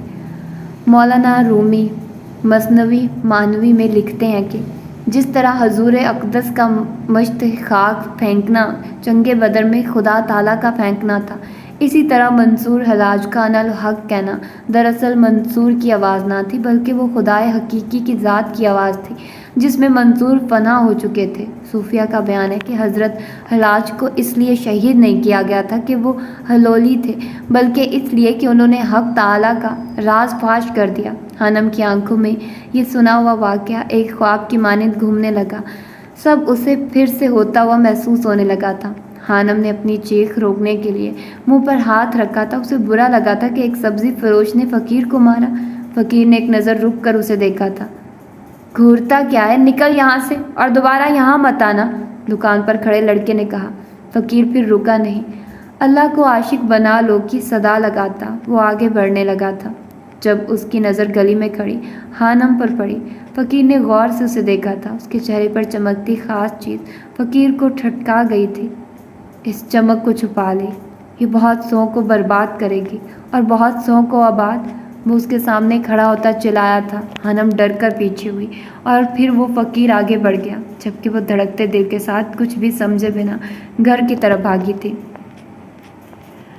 म्यूज़िक की बेहंगम आवाज़ ने बीजान को कोफत में मुब्तला किया था। थक हार कर उन्होंने आरजे के कमरे का रुख किया। दरवाजे पर बार बार दस्तक देने पर भी जब कोई जवाब न आया तो वो अंदर दाखिल हुई। बेख्तियार ही उन्होंने दोनों हाथ कानों पर रखे। ऊंची आवाज़ में म्यूज़िक लगाए सामने लगी स्क्रीन पर कोई मूवी देखने में मगन था। बीजान को हैरत हुई कि उसे म्यूज़िक की कान फाड़ देने वाली आवाज़ में मूवी की क्या समझ आ रही थी। अरे बीजान आप! अचानक उसने रिमोट उठाकर म्यूज़िक बंद किया। नज़रें अभी भी स्क्रीन पर जमी थी। बीजान को हैरत हुई थी कि उसे कैसे आने की खबर हुई। वो हमेशा ही ऐसे हैरान करता था। ये क्या तमाशा लगाया हुआ है तुमने? सैयदों के घर में इतनी बेहयाई, शर्म नहीं आती तुम्हें? बीजान ने उसे डांटा। ओहो, बीजान कौन सी बेहयाई? वो पुरसकून सा पूछ रहा था जबकि बीजान की नज़र बेसाख्ता ही उसके कमरे की दीवारों की तरफ उठी जिन पर लगी काबिल एतराज़ तस्वीर बेहयाई का मुंह बोलता सबूत थी। ला हौला वला कुव्वता, बीजान बुड़बुड़ाए।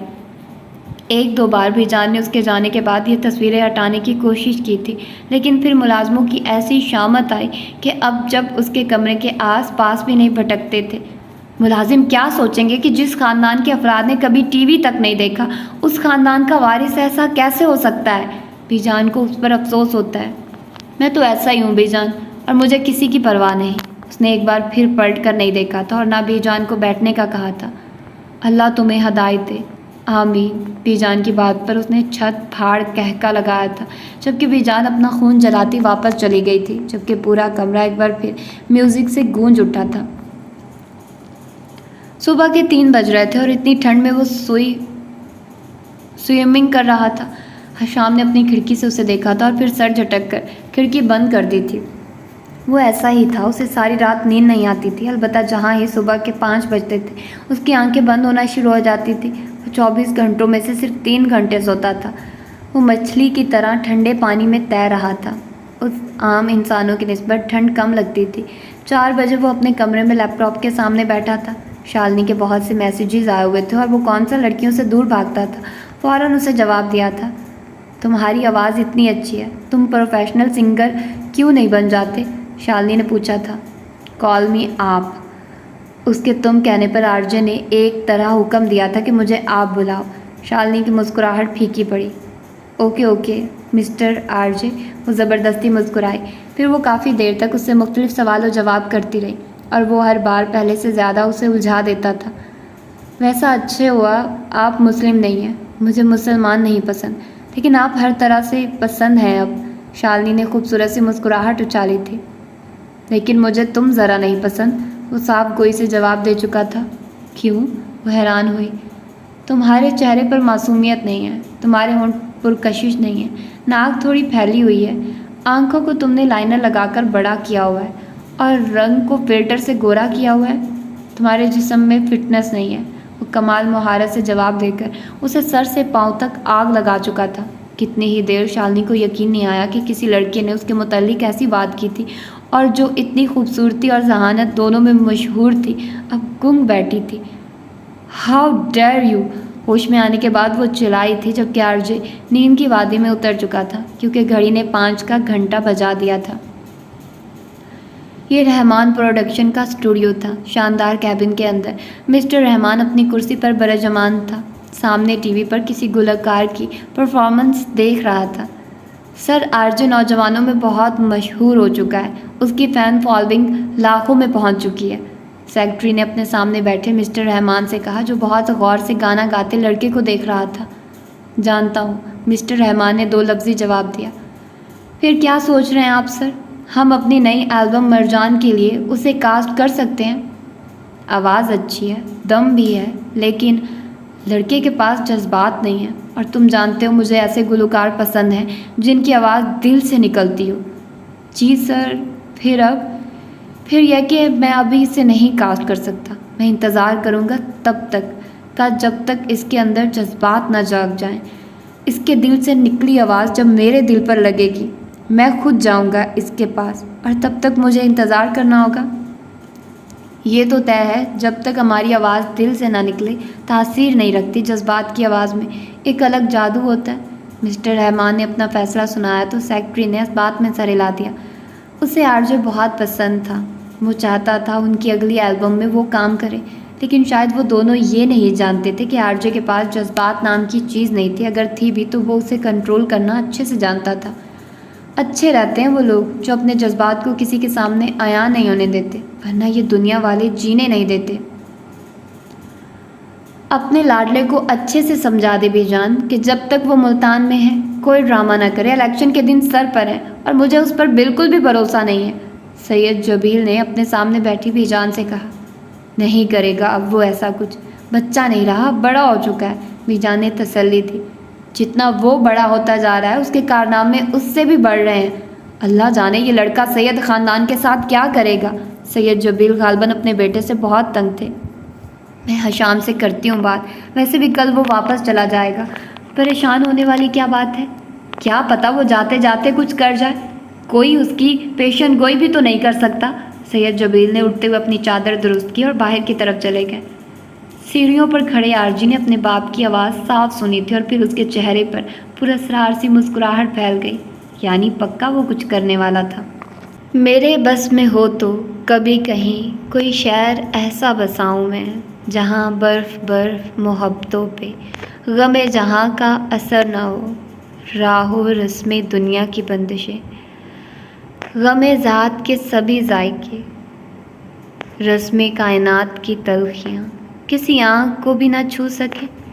वो एक खूबसूरत दुनिया थी। जहाँ तक नज़र जाती थी सफ़ेद बर्फ़ ने हर चीज़ को सफ़ेद बना दिया था और उस सफ़ेद बर्फ़ की चादर के दरमियान खड़ी वो इमारत, हाँ, वो शहज़ादियों के देश में आ गई थी। उसे यकीन नहीं आ रहा था कि वो वाक़ई वहाँ मौजूद थी। आस-पास से गुज़रते लोग जो अपने से ज़्यादा वज़न के ऊनी कोट में मलबूस उसे अजीब-सी तमानत बख्श रहे थे। उसने कदम बढ़ाए और इमारत की तरफ चलना शुरू किया। अभी वो कुछ फासले पर थी कि हानी, हानी आपी, उठ जाओ जल्दी। उसके नाम की पुकार कानों से टकराई। कोई उसे बुला रहा था। हानो आपी। जवाद उसका नाम बिगाड़ने में कोई कमी नहीं छोड़ता था। क्या है? वो सख्त बदमज़ा हुई।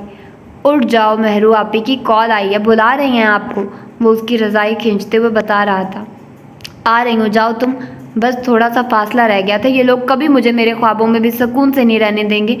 वो बुड़बुड़ा रही थी। उसे ख्वाब टूट जाने का दुख हुआ था। ऐसा तो हमेशा होता आया था, लेकिन जाने क्यों परियों के देश जाने के ख्वाब उसका पीछा नहीं छोड़ते थे। वो लाख समझदार सही, लाख बड़ी सही जो वो बन गई थी, उसका अंदर अब भी वैसा ही था, मासूम परियों के ख्वाब देखने वाला। आरजे, आपका आईक्यू लेवल कितना है? आपको सब कुछ याद रहता है? क्या आप बताएंगे प्लीज़ अपना आईक्यू लेवल? उसकी नई नई परफॉर्मेंस के नीचे किसी ने कमेंट किया था। ये सच था, उसे बचपन से लेकर आज तक का हर वाक़या याद था। उसे हर शख्स याद रहता था जिसका उसे सामना होता था। उसे कुछ नहीं भूलता था। लड़के की बात सुनकर उसके चेहरे पर पुरस्कार से मुस्कुराहट फैली और ज़िंदगी के कुछ औराग उसके दिमाग ने पीछे की जानिब पलटे। उसके सामने खुले लैपटॉप पर एक नई फिल्म चलने लगी थी। मिस्टर जबील, आपने तो कहा था कि आपका बच्चा एक गैर मामूली बच्चा है जो आम इंसानों से बहुत मुख्तलिफ है, जिसका दिमाग बहुत शार्प है। जी जी बिल्कुल, सैयद जबील ने अपने साथ वाली कुर्सी पर बैठी अपनी बीवी को एक नज़र देखकर सामने बैठे शख्स को जवाब दिया। गलत, बिल्कुल गलत। आपका बेटा बाकी बच्चों की निस्बत बहुत ही नालायक है। उसने आईक्यू लेवल का जो टेस्ट दिया उससे साबित होता है कि उसका आईक्यू लेवल 0 है। अगर यकीन नहीं आता तो पेपर देख लें।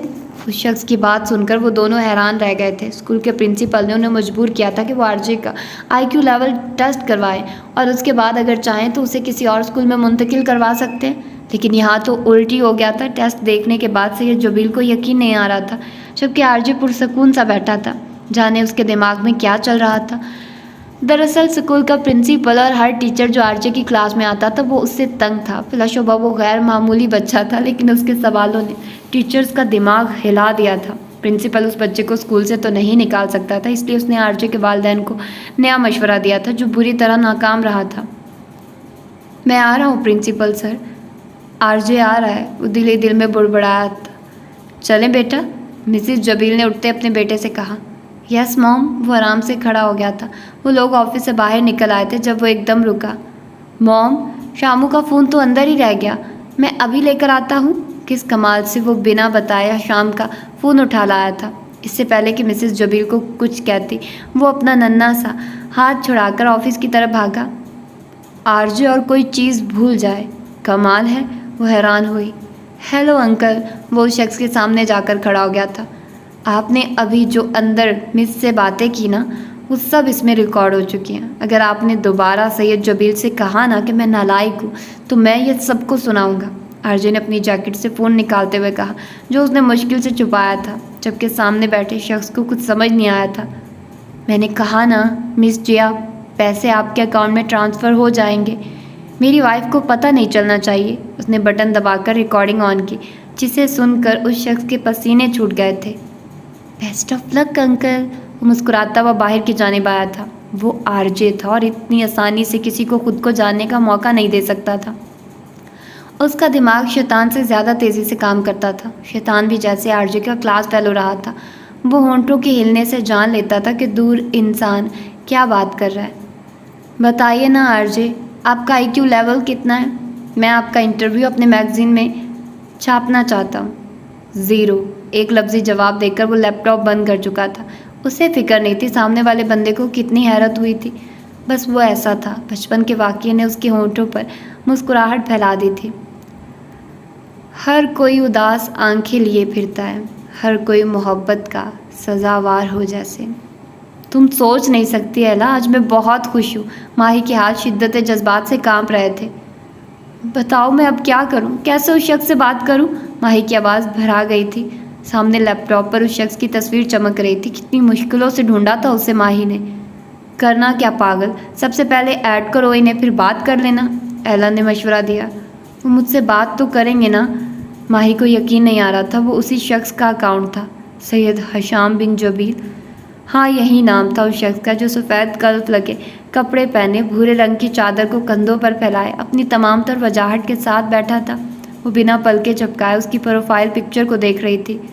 होश में आओ माही, इससे पहले कि देर हो जाए बात कर लो, एला कहती कमरे से बाहर निकल गई थी, जबकि माही के हाथ कांप रहे थे। उसकी आंखों में नमी चमकी थी। वो शख्स किस हद तक उसे अजीज़ हो चुका था वो खुद नहीं जानती थी। हानी, तुम्हें वो असमारा आपी याद है जो स्कूल में हमारी सीनियर थी? मेहरू ने सामने बैठी आनम से पूछा, जो तेज़ी से रजिस्टर पर कलम चला रही थी। नहीं, कुछ ख़ास नहीं, वही जिसने मेरी अच्छी खासी दोस्ती थी, जिसने टॉप भी किया था। मेहरू ने याद करवाना चाहा। क्या हुआ उसे? हानम ने पूछा। उसकी मम्मा का प्राइवेट कॉलेज है, अच्छा खासा है। उन्हें 2 माह के लिए एक टीचर की ज़रूरत है। कल असमारा आपी की कॉल आई हुई थी। वो पूछ रही थी कि अगर कोई टीचर हो FSC के स्टूडेंट्स को पढ़ाना, बस 2 माह। हानम ने अब की बात सर उठाकर उसे देखा। क्या वो मुझे रख लेंगे? उसका जहन मेहरू की बात को समझ गया था। हाँ, मैंने बात की थी, वो कह रहे थे अगर डेमो अच्छा दिया तो। मैं कोशिश करूँगी, 2 माह ही काफ़ी है मेरे लिए। अब हानम का दिमाग तेज़ी से काम कर रहा था।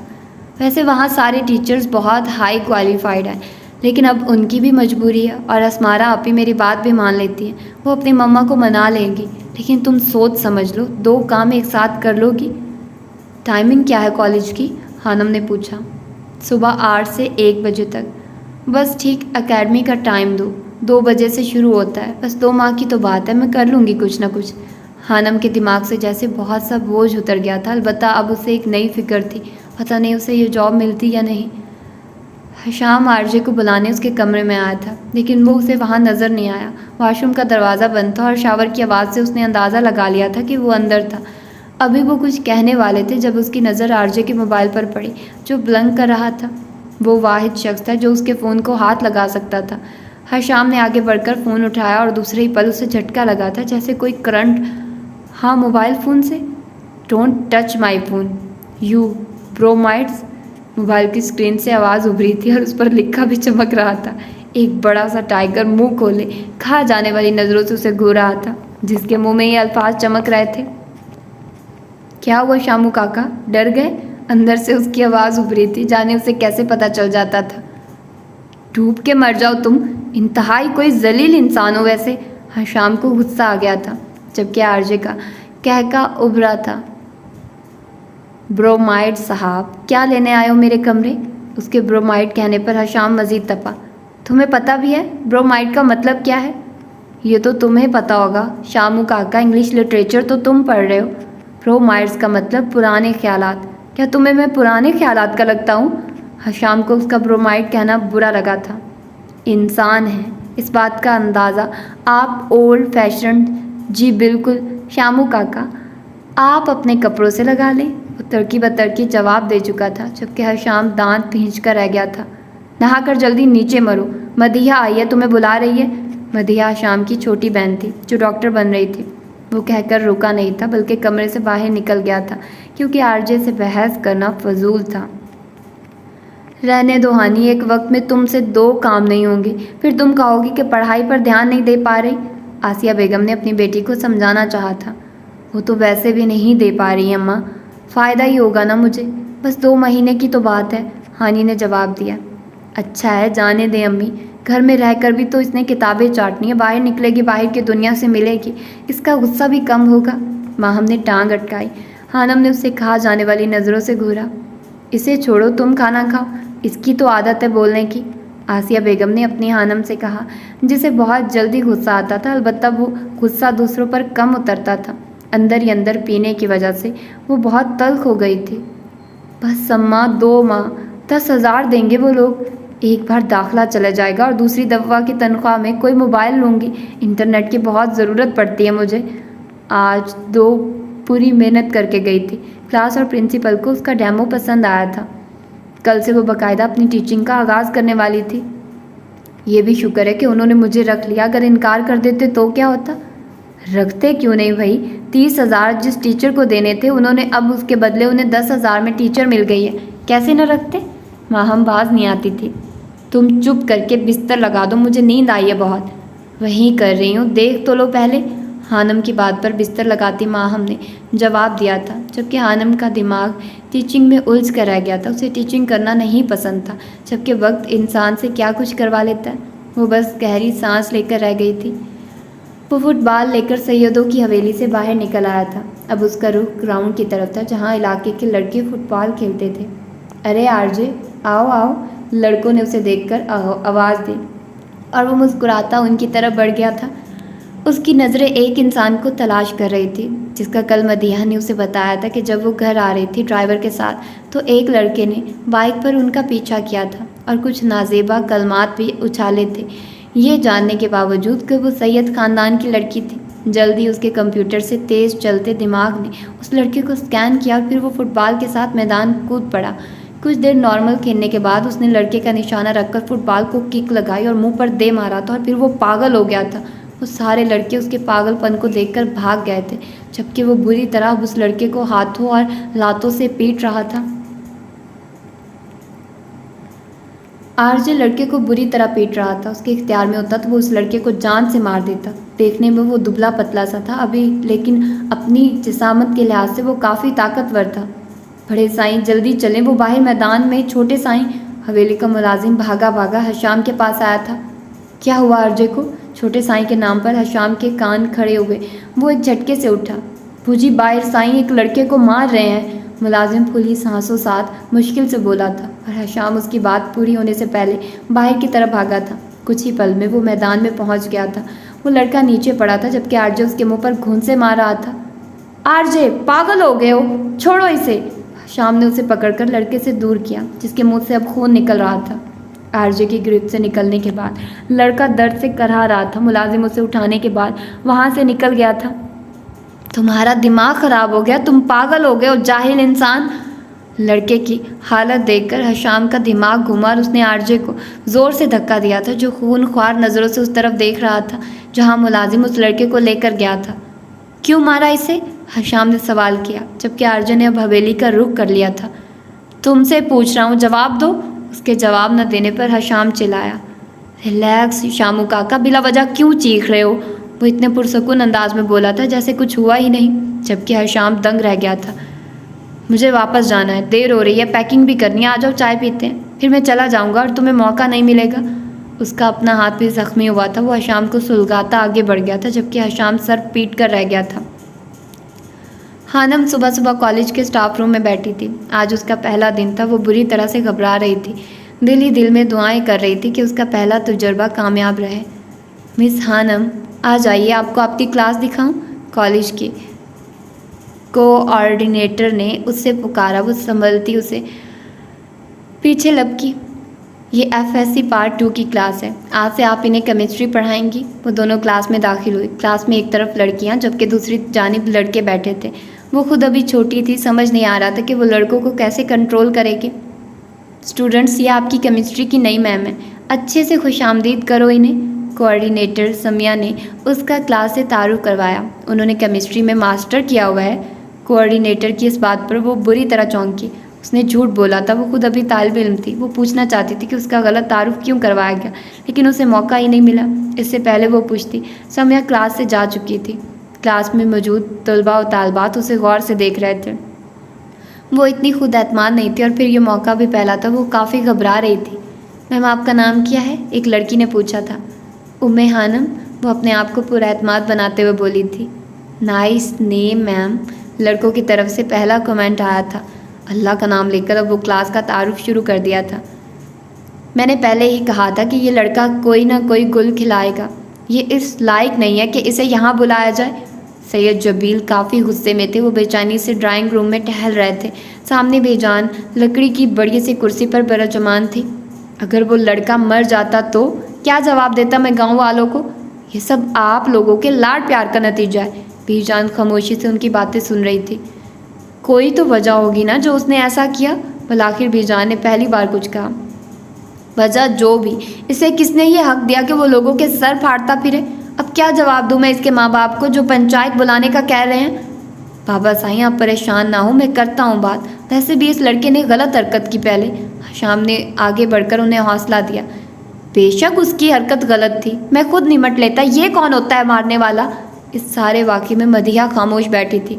जाओ इसे बुलाओ, माफ़ी मांगेगा वो इस लड़के के माँ बाप से। बीजान ने मदीहा से आरजे को बुलाने का कहा। लेकिन बीजान वो तो चला गया, मदीहा ने जवाब दिया। देख लिया आपने, हमें लोगों के सामने शर्मिंदा करके खुद भाग गया। अच्छा हुआ बाबा साईं चला गया, यहाँ रहता तो फिर कुछ गलत करता। आप आराम करें, मैं करता हूँ बात उन लोगों से। अगर वो पंचायत का कहते हैं तो फिर ठीक है। सैयदों की लड़की पर जुमले कसने की पादाश में उनके ख़ानदान को भी सज़ा मिलेगी। वो सर से लहजे में कहता हवेली से निकलकर दरबारी हिस्से की तरफ बढ़ गया था। मसला यह है कि काजी भी मैं ही हूँ। और उसे किसी शायर की बात याद आई। हैरान सभी को कर गया मुंसिफ का फैसला। रंद को सज़ा न मिल सकी, काजी नशे में था। अगर आपके लाडले को माफ़ी मांगनी पड़ गई ना तो कभी भी नहीं मांगेगा और उल्टा मुझे ही शर्मिंदा करवाएगा, सैयद जबील बीजान से कह रहे थे। और बीजान को समझ नहीं आ रहा था कि वो आरजे को किस तरह सुधारे। वो खुशी खुशी क्लास से बाहर निकली थी। क्लास के तालिब इल्म अच्छे थे। कुछ ही देर में उसका एतमाद बहाल हो रहा था और अब वो शुक्र कर रही थी कि उसका पहला दिन अच्छा गुजर गया था। कॉलेज से सीधा वो अपनी एकेडमी आई थी, जहाँ वो अब मेहरू के साथ कैंटीन पर बैठी समोसे खा रही थी। कैसा गुजरा पहला दिन? मेहरू ने वो पूछा। अच्छा था। किसी ने तंग तो नहीं किया? नहीं, अभी तक तो नहीं, लेकिन मैं खुद थक गई हूँ और अब नींद आ रही है। हानम की बात सुनकर मेहरू को उस पर तरस आया था।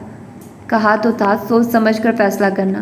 मेहरू को दुख हुआ, वो वाकई थकी हुई नज़र आ रही थी। कुछ नहीं होता मेहरू, बस 2 महीनों की बात है। तुम दुआ करो कि अल्लाह पाक मुझे हिम्मत देकर रखे। जाने वो लोग कैसे होते हैं जो दिन रात काम भी करते हैं और पढ़ाई में टॉप भी कर जाते हैं। हानम को एहसास हुआ था कि 2 काम एक साथ करना बहुत मुश्किल होता है। तुम्हारे जैसे होते हैं यानी, और तुम देखना एक दिन अल्लाह पाक तुम्हें बहुत सारी कामयाबियों से नवाजेगा। आमीन आमीन। हानम उसकी बात पर मुस्कुराए। अच्छा जल्दी करो, अब क्लास शुरू होने वाली है हमारी। बस ये चाय पी लूँ फिर चलते हैं क्लास में। हानिम ने चाय का कप उठाते हुए जवाब दिया, जबकि मेहरू उसे प्यार से देख रही थी। मेहरू निसा के लिए उम्मे हानिम बहुत अहम थी। वो बचपन से उसकी दोस्त थी। मेहरू का ताल्लुक अच्छे ख़ानदान से था। पैसे की भी कमी नहीं थी। वो चाहती तो किसी अच्छे कॉलेज या यूनिवर्सिटी में दाखिला ले सकती थी FSC के बाद, लेकिन उसने हानिम के साथ एक अकेडमी में पढ़ना पसंद किया था। वो उसकी सच्ची और मुखलिस दोस्त थी। ये शख्स मेरे मैसेजेस का जवाब क्यों नहीं दे रहा? माही लैपटॉप के सामने बैठी थी। उसने 3 दिन पहले आज शाम को मैसेज किया था, लेकिन उसने कोई जवाब नहीं दिया था। उसकी सांसें अटकी थी।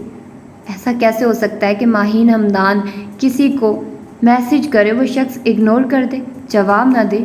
उसको दुख हो रहा था। बाहर गिरती बर्फ़ उसे मज़ीद उदास कर रही थी। माही तुम परेशान ना हो, शायद उसने तुम्हारा मैसेज ना देखा हो, शायद वो मसरूफ़ हो। एला ने उसे दिन में हौसला दिया था, लेकिन उसका दिल डूब रहा था। अभी तक फ्रेंड रिक्वेस्ट भी एक्सेप्ट नहीं की। वो मायूस हो गई थी। शायद हो सकता है उन्होंने देखा ना हो। वो खुद को तसल्ली दे रही थी। मिस्टर हशाम जबील, बस एक बार बात कर ले। एक और मैसेज करने के बाद वो लैपटॉप बंद कर चुकी थी। अनदेखी सी उदासी ने उसे अपनी लपेट में ले लिया था। आज उसका कॉलेज में तीसरा दिन था जब उसे क्लास में 2 नए बच्चे नज़र आए थे, एक लड़की और एक लड़का। लड़के को बच्चा तो नहीं कहा जा सकता था, वो आखिरी बेंच पर बैठा था। हानिम को वो थोड़ा अजीब लगा था। गहरे घने बाल जिन्हें जेल लगाकर पीछे की तरफ चिपकाया गया था, जो गर्दन को छू रहे थे। उसने बाकी स्टूडेंट्स की तरह यूनिफॉर्म भी नहीं पहना था। लड़कियां बार बार पीछे मुड़कर उसे देख रही थी, जबकि उसकी नज़र खिड़की से बाहर खुले आसमान पर जमी थी। हानिम ने क्लास में दाखिल होने पर सबने सलाम किया था, जबकि उसने एक नज़र हानिम को देखने के बाद, जिसमें थोड़ी हैरानी थी, चेहरा दोबारा खिड़की की तरफ मोड़ लिया था। ये नई मैम कब आई हैं? लड़कियों की जाने वाली कतार में सबसे आखिर में बैठी लड़की ने अपने साथ वाली लड़की से पूछा। हाँ, 2 दिन पहले, जब तुम और तुम्हारा दोस्त दोनों गैर हाजिर थे। वैसे तुम्हारी मॉम तो प्रिंसिपल हैं, क्या उन्होंने जिक्र नहीं किया? नहीं, मुझे तो किसी ने नहीं बताया। वैसे भी मुझे इन बातों में कोई दिलचस्पी नहीं है। हम यहाँ कुछ माँ के लिए आए हैं, इन बातों से हमें क्या लेना देना? रशना एक अदा से बालों को पीछे की जानिब झटका देते हुए कहा। आज क्लास में 2 नए चेहरे नज़र आ रहे हैं, क्या आप लोग अपना तारुफ करवाएंगे? हानिम ने क्लास में मौजूद उन 2 दोस्तों से कहा। मैं रशना हूँ, इस कॉलेज की ऑनर की बेटी। वो बस इतना ही बोली थी और फिर चेहरा लड़के की तरफ किया। और आप? हानिम ने लड़के से पूछा, जो जाने बाहर आसमान में क्या ढूंढ रहा था। आपसे बात कर रही हूँ, क्या आपको सुनाई नहीं दिया? उसने मसनूई गुस्से से कहा। लड़के ने उसके लहजे में छुपे गुस्से को महसूस करते हुए उसकी जानिब देखा। मैरून टखनों से ज़रा ऊपर तक आती फ्रॉक पहने, जिस पर स्याह रंग का स्वेटर पहन रखा था, मैरून दुपट्टा लिया। वो लड़की उससे कहीं से भी टीचर नहीं लगती थी। उसकी आंखों ने एक सेकंड में मैम को स्कैन कर लिया था, जबकि हानिम उसके इस तरह देखने पर गड़बड़ा गई थी। वो जाने क्यों एकदम खड़ा हुआ था। पूरी क्लास में सरगोशियाँ फैल गई थी। हानिम ने महसूस किया था कि वो क्लास में सबसे लंबा था। सर्दी में टी शर्ट पहने वो खासा पुरसकून सा लग रहा था। क्या इसे सर्दी नहीं लगती? हानिम ने दिल में सोचा। नाम क्या है आपका? वो पूछ रही थी, जबकि लड़का गहरी नज़रों से उसे देख रहा था।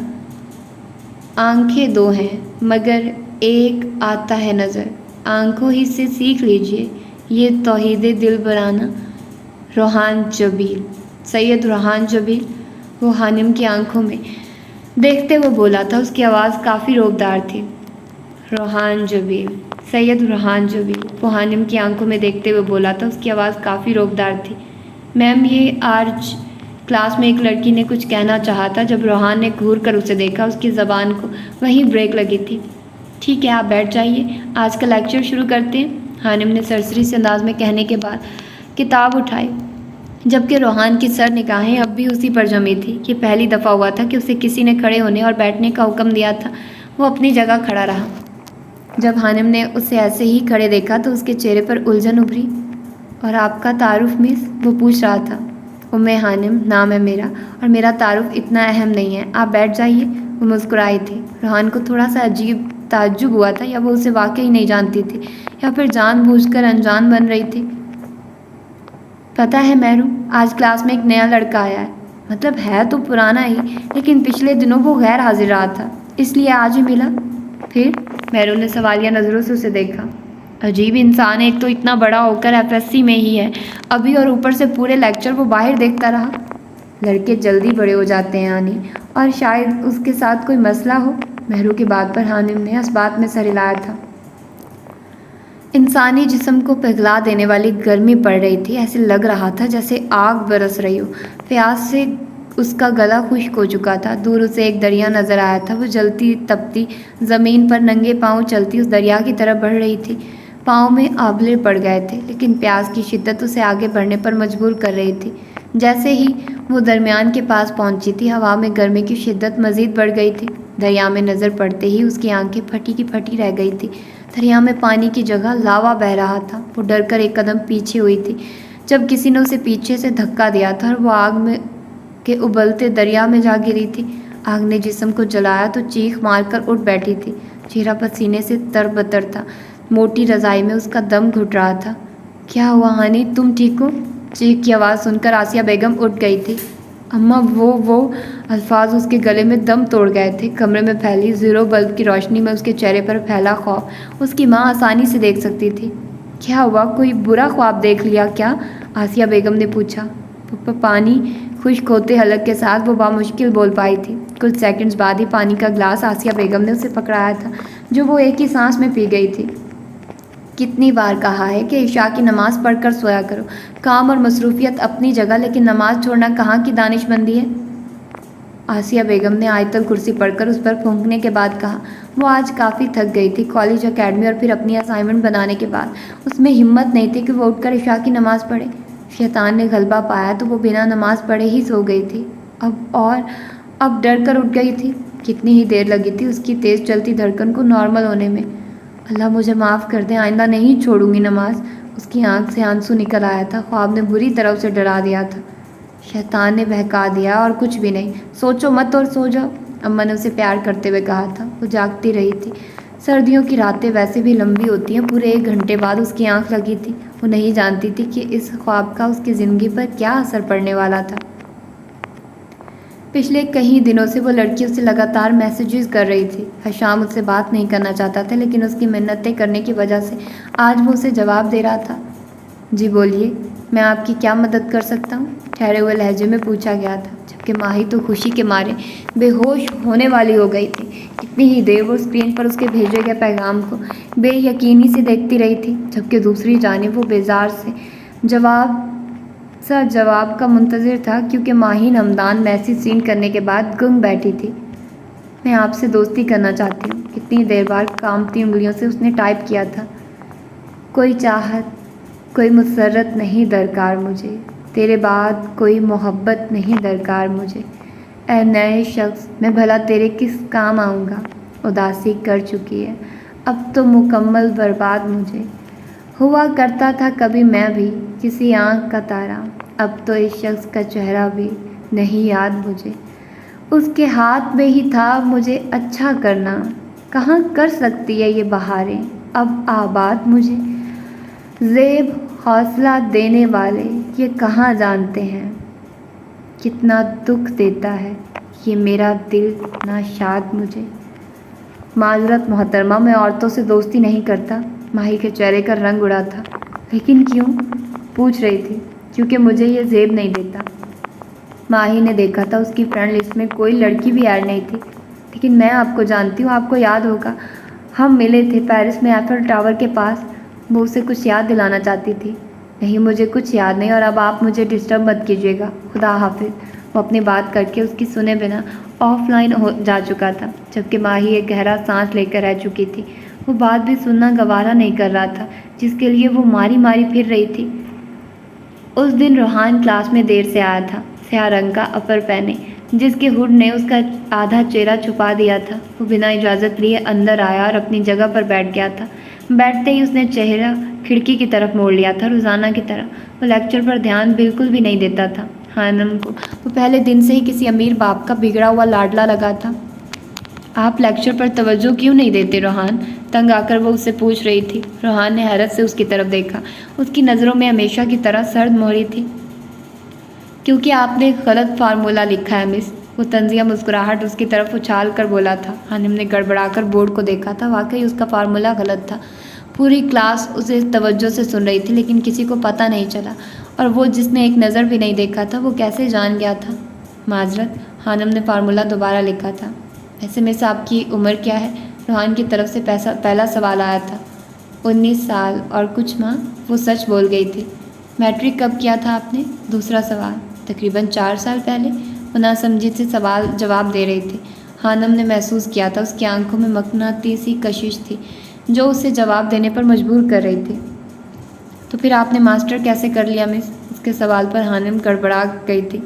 मैम समिया का बोला गया झूठ उसे बुरी तरह फंसा गया। पूरी क्लास में सरगोशियाँ शुरू हो गई थी।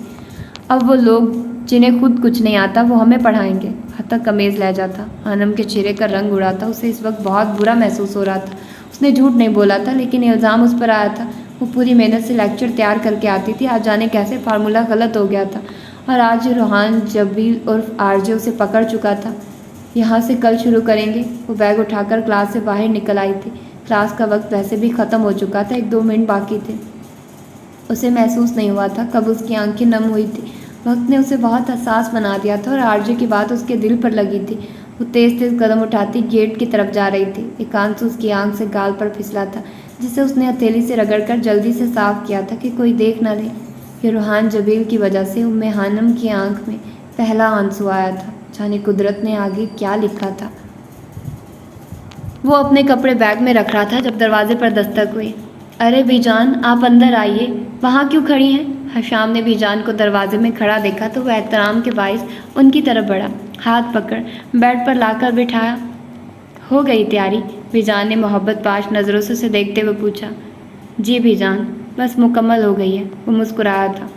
तुम भी चले जाओगे, घर एक बार फिर खाली हो जाएगा। मदिया भी 2-3 माह बाद चक्कर लगाती है, और रोहान तो आता ही अपनी मर्जी से। मैं तरस जाती हूँ तुम लोगों का चेहरा देखने के लिए। बेजान अफसुर्दा थी। अरे आप उदास ना हो मेरी प्यारी माँ जान, मैं रोज़ाना आपको फ़ोन किया करूँगा और आरजे से भी कहूँगा कि जल्दी जल्दी चक्कर लगाया करें। वो मोहब्बत से बेजान का हाथ थामते हुए कह रहा था। जब उसे ज़्यादा प्यार आता था वो उन्हें माँ जान कहता था। मुझे सबसे ज़्यादा रोहान की फ़िक्र खाती है मेरे बच्चे। तुम तो बहुत समझदार हो, लेकिन उसके साथ जाने क्या मसला है? आप परेशान ना हो, वो अभी बच्चा है। 20 साल ज़्यादा उम्र नहीं होती, और आप जानती भी हैं कि वो सब जैसा नहीं है। उसे वक्त लगेगा हर चीज़ को समझने के लिए। हशाम ने तसल्ली दी। तुम तो ऐसे नहीं थे हशाम। जब तुम 20 साल के थे तब भी बहुत समझदार थे। वो इसलिए कि मैं आपका बेटा हूँ। वो मुस्कुराया। रोहान मुझे तुमसे ज़्यादा प्यारा है हशाम। मैंने माँ से ज़्यादा प्यार दिया उसे। मैं नहीं जानती कल को मेरी तरबियत पर उंगली उठे। बेजान परेशान थी। अच्छा, अब आप परेशान ना हो, जल्दी से खाना लगवा दें, मुझे भूख लगी है। यहाँ से लाहौर जाऊँगा, आपके लाडले से मिलने के बाद ही पेरिस की फ्लाइट लूँगा। वो हशाश बशाश सा कह रहा था। अभी लगवाती हूँ, तुमने मुझे पहले क्यों नहीं बताया कि भूख लगी है। बेजान उसे घूरती हुई उठी तो वो मुस्कुरा दिया। हानम उसके रवैये से तंग आ गई थी। वो एक दिन क्लास में होता तो 2 दिन गायब रहता था। टेस्ट वो नहीं देता था, ध्यान खिड़की से बाहर होता था। हानम जितना मर्जी अच्छा पढ़ा ले, वो कोई ना कोई गलती निकालता था और ऐसे सवाल पूछता था कि वो चाहकर भी जवाब नहीं दे पाती थी। आज भी वो क्लास में देर से आया था और फिर मोबाइल पर बजती बेल को देखने के बाद अब वो फ़ोन सुन रहा था। हानम को इस वक्त उस पर इंतहाई गुस्सा आया था। एक तो वो लेट आया था, ऊपर से क्लास में फ़ोन इस्तेमाल कर रहा था जिसकी इजाज़त नहीं थी। ओके, मैं आ रहा हूँ शामू काका। वो फ़ोन बंद करते हुए उठा और बिना पूछे दरवाजे की तरफ कदम बढ़ाए। कहाँ जा रहे हैं आप? हानम ने गुस्से से पूछा। ओह शट अप, तुम कौन होती हो रोकने वाली? वो बिना उसकी तरफ देखे आग लगाने वाले अंदाज में पूछ रहा था और हानम की बर्दाश्त ख़त्म हुई। पूरी क्लास के सामने वो उसकी बेइज्जती कर रहा था, जबकि पूरी क्लास गूंग बैठी थी। अपने वालिद साहब का नंबर तो दे ज़रा। वो खुद नहीं जानती थी कि वो क्या बोल रही है। Oh really? वो हैरानगी से मुड़ा। जी, आपके कारनामे उन्हें बताने हैं, वो उसे घूरते हुए कह रही थी। लिख लें। वो उसे नंबर लिखवाता क्लास से बाहर निकल गया था। क्लास ख़त्म होने के बाद हानिम ने सबसे पहले रजिस्टर में उसका रिकॉर्ड चेक किया था जिसमें वही नंबर लिखा था। उसने खुद के गुस्से पर काबू पाते वो नंबर मिलाया था। हशाम आरजे के साथ बैठा था जब उसके मोबाइल पर अनजाने नंबर से फ़ोन आया था। उसने कॉल पिक करने के बाद फ़ोन कान से लगाया। आप रोहान जबील के घर से बात कर रहे हैं? कोई लड़की बोल रही थी जिसका लहजा सख्त था। जी, लेकिन आप? वो इतना ही कह पाया था। मैं उसके कॉलेज से मिस उम्मे हानिम बात कर रही हूँ। मुझे आपके बेटे के मुतालिक ज़रूरी बात करनी है आपसे। आप बराह मेहरबानी कल कॉलेज तशरीफ़ ले आइए। एक एक लफ्ज़ चबा चबा कर कहती वो हशाम जबील के चेहरे पर मुस्कुराहट फैला गई थी। मैं उसके कॉलेज से मिस उम्मे हानी बात कर रही हूँ। मुझे आपके बेटे के मुतालिक ज़रूरी बात करनी है। अच्छा, आप टू इससे पहले वो कुछ जवाब देता फ़ोन डिस्कनेक्ट हो चुका था। शाम ने सर्द नज़रों से रोहान की तरफ देखा। क्या है? खुद की तरफ घूरता पाकर रोहान ने पूछा। क्या किया है तुमने कॉलेज में मिस्टर आरजे? हशाम ने तंज़िया अंदाज में पूछा। क्या? वो मासूम बना। हशाम हैरान हुआ था। काफ़ी अरसे बाद उसके किसी तालीमी इदारे की तरफ से उसकी शिकायत आई थी। शुरू में स्कूल की तरफ से टीचर्स के फ़ोन आते थे, फिर जैसे ही सबको पता चला दोबारा किसी ने फ़ोन नहीं किया था। अब ये काफ़ी सालों बाद ऐसा हुआ था। तुम्हारी किसी टीचर की कॉल थी, कह रही थी आपके बेटे के मुतालिक ज़रूरी बात करनी है। न चाहते हुए मुस्कुराहट उसके लबों को छू गई थी। ओह, यकीन नहीं होता वो इतनी बेवकूफ़ है, रोहान ने मसनूही हैरानगी से कहा। बताओ तुमने क्या गुल खिलाया है? ये तुम मुझसे जाकर पूछो ना, जिसने फ़ोन किया है। मैं तो उसे देख ही लूँगा। आखिरी जुमला उसने आहिस्ता आवाज़ से कहा था। चलो ठीक है, फिर कल बात होगी इस मौजू पर। पेरिस जाने से पहले मैं तुम्हारी उस टीचर से मिलना पसंद करूंगा जिसने आरजे की शिकायत लगाने की हिम्मत की है। जबकि उसकी बात पर रोहान के चेहरे के तासुरात तन से गए थे। मैं तुम्हें नहीं छोड़ूंगा मिस उम्मे हानिम। वो तसव्वुर में उससे मुखातिब था, जबकि हशाम की गहरी नज़रें ये जानने से कासिर थी कि उसके दिमाग में इस वक्त क्या चल रहा था। उसने बात करने से इनकार कर दिया। एला, वो मुझसे बात नहीं करना चाहता। माही की आवाज़ भराई हुई थी। किचन में काम करती एला ने पढ़ कर उसे देखा। किसकी बात कर रही हो माही? किसने इनकार किया है? वो पूछ रही थी। हशाम ने। माही के लब फड़फड़ाए। ओह वो, तो इसमें रोने वाली क्या बात है पागल? एला ने उसकी नम आंखों की तरफ देखते हुए पूछा। जिस शख्स के लिए मैं इतना ख्वार हुई वो मेरी बात सुनने तक के लिए तैयार नहीं है, मैं उसे अपनी बदनसीबी समझूं? ये उसकी बदनसीबी है माही, जो उसने तुम्हें नहीं समझा। एला ने उसकी बात काटी। चलो मेरे साथ और रिलैक्स हो जाओ।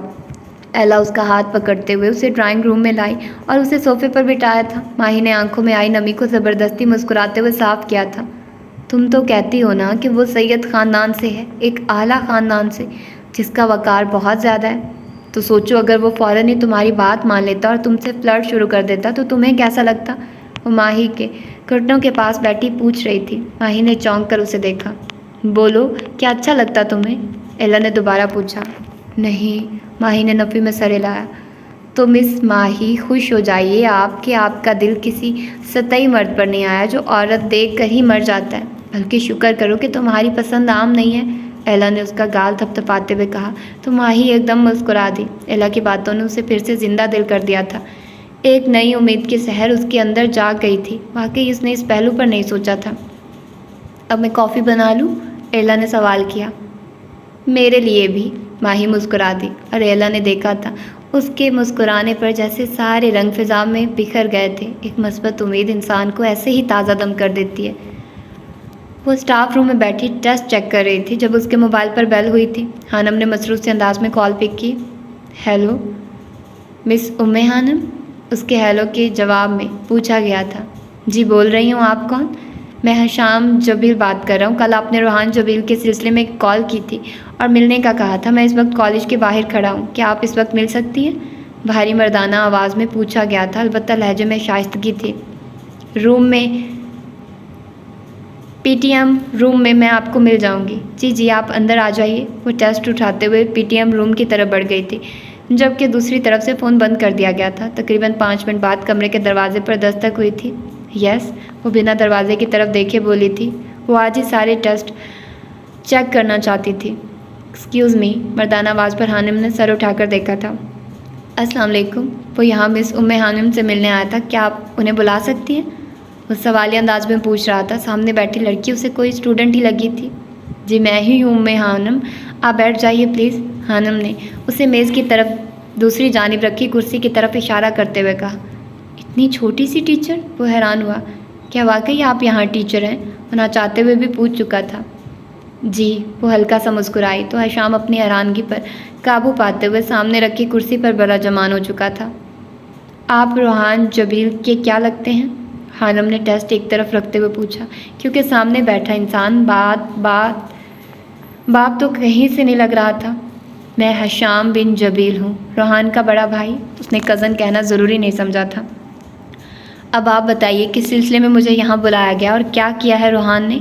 दीवार में बनी ग्लास विंडो से धूप की शुआएं छन कर अंदर आ रही थी और उन दोनों के दरमियान रखी मेज़ पर चमक रही थी। दरअसल मुझे आपसे ये कहना था कि रोहान जबील थोड़ा अजीब है। क्या उसके साथ कोई नफ्सियाती मसला है? मेरा मतलब, हाँ वो थोड़ा नहीं बहुत अजीब है। हशाम ने उसकी बात की तस्दीक की। है ना, मुझे पहले दिन ही शक हो गया था। वो क्लास में देर से आता है, ज़्यादा गैर हाजिर रहता है और बहुत ही ज़्यादा बदतमीज़ी करता है। हशाम ने उसकी बात काटी। जी बिल्कुल। हानम के मुंह के जाविये बिगड़े। एक भी टेस्ट नहीं देता वो, और उल्टे सीधे सवाल करता है ना?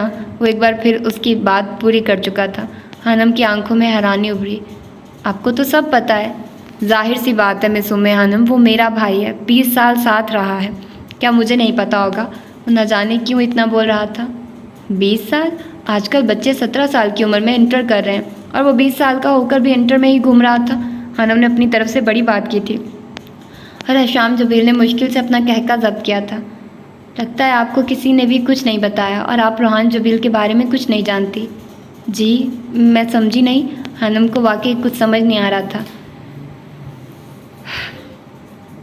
वो इंटर का स्टूडेंट नहीं है, बल्कि बीबीए कर रहा है। आखिरी सेमेस्टर फ्रीज करके वो दिमाग के उड़ जाने पर एफएससी करने आया है। क्या? हैरत से उसकी आंखें फैली। हशाम को उन बड़ी बड़ी ग्रे आंखों की में फैली हैरानगी अच्छी लगी थी। जी, पहले उसने केमिस्ट्री नहीं पढ़ी थी। वैसे तो उसे ज़रूरत नहीं है, वो खुद भी किताब पढ़ता तो समझ जाता, लेकिन न जाने क्यों वो यहाँ आ गया। वो जो करता है हमें उसकी समझ नहीं आती, लेकिन वो ऐसा क्यों करता है? वो पूछ रही थी। क्योंकि वो एक सल्फाइट है।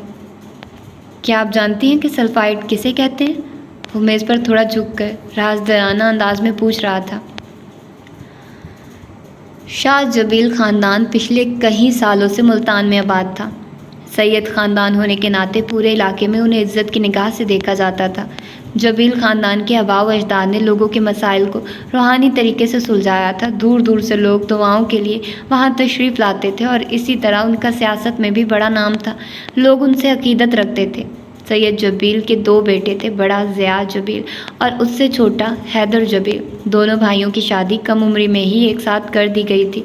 ज़िया जबील के 2 बच्चे थे, एक बेटा हशाम बिन जबील, जबकि बेटी मदीहा जबील थी और उसकी बीवी खदीजा जबील नहायत शरीफ और इबादत गुजार खातून थी, जो अब्बी जान के रुतबे पर फाइज थी। जबकि हैदर जबील के घर शादी के 8 साल बाद बड़ी मिन्नतों, मुरादों, वजीफ़ों और दुआओं की कबूलियत के बाद वो पैदा हुआ था, जिसका नाम आयशा जबील, हैदर जबील की बीवी ने रोहान जबील रखा था। आयशा जबील को अपने बेटे से बहुत मोहब्बत थी, सिर्फ उससे ही नहीं बल्कि पूरी सैयद हवेली में मौजूद लोगों को, जिनमें मुलाजमीन भी शामिल थे। रोहान जबील बहुत अजीज़ था, लेकिन जब वो पैदा हुआ तो रोया नहीं था।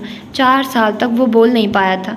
जबील ख़ानदान ने बहुत इलाज करवाया था उसका, लेकिन डॉक्टरों ने कहा था वो पैदाइशी नुक्स लेकर पैदा हुआ है, कभी बोल नहीं पाएगा।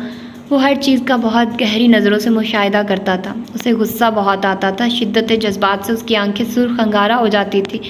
सिर्फ एक शख्स जो उसे सबसे ज़्यादा अजीज़ था वो था हशाम बिन जबील। पूरे 4 साल बाद मोजज़ा हुआ था, वो पहली बार कुछ बोला था। पहली बार उसने किसी को पुकारा था। ना उसने माँ कहा था और ना बाप। उसने पहला लफ्ज़ जो अपनी ज़बान से अदा किया था वो था हशाम। वो बहुत साफ बोल रहा था, कोई लकनाहट नहीं थी उसकी ज़बान में। सैयद हवेली में खुशी की लहर दौड़ गई थी। सदके के बकरे उसके सर पर से वारे गए थे। बस ये उसकी आखिरी खुशी थी जो सैयद हवेली में मनाई गई थी। इसके बाद रोहान की हरकतों ने सबको मुसीबत में डाल दिया था। सल्फ़ाइड, वो ज़ेरे लब बुड़बुड़ाई थी।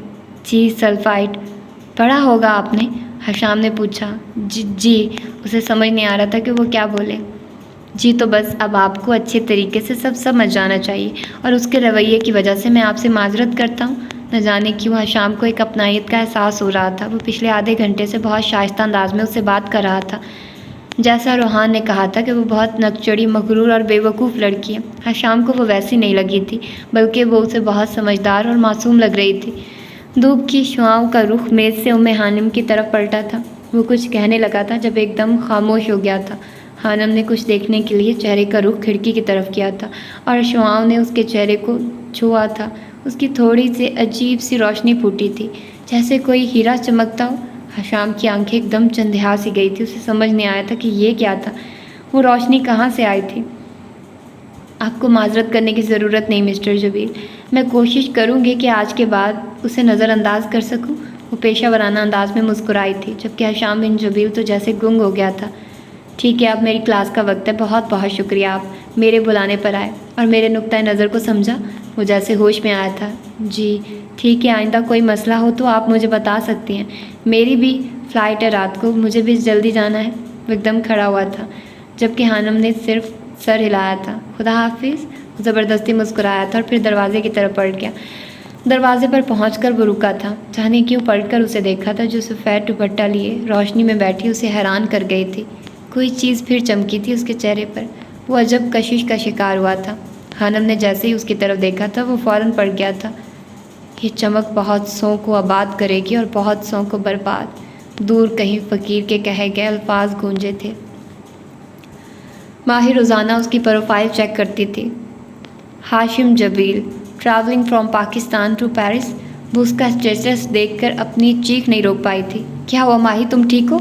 एला की आवाज़ आई थी। हाँ मैं ठीक हूँ। उसे यकीन नहीं आ रहा था कि वो पेरिस आ रहा था। माही का दिल कर रहा था कि वो खुशी से डांस करे। वो आ रहा था, फासला कम हो रहा था और उसके दिल की धड़कन बढ़ रही थी। एला एला, वो आ रहा है, वो वापस आ रहा है। वो चिल्लाती हुई कमरे से बाहर भागी थी, लेकिन पता नहीं तकदीर ने मिलन लिखा था भी या नहीं, और वो कहीं से पढ़ी ये लाइनें दोहराने लगी।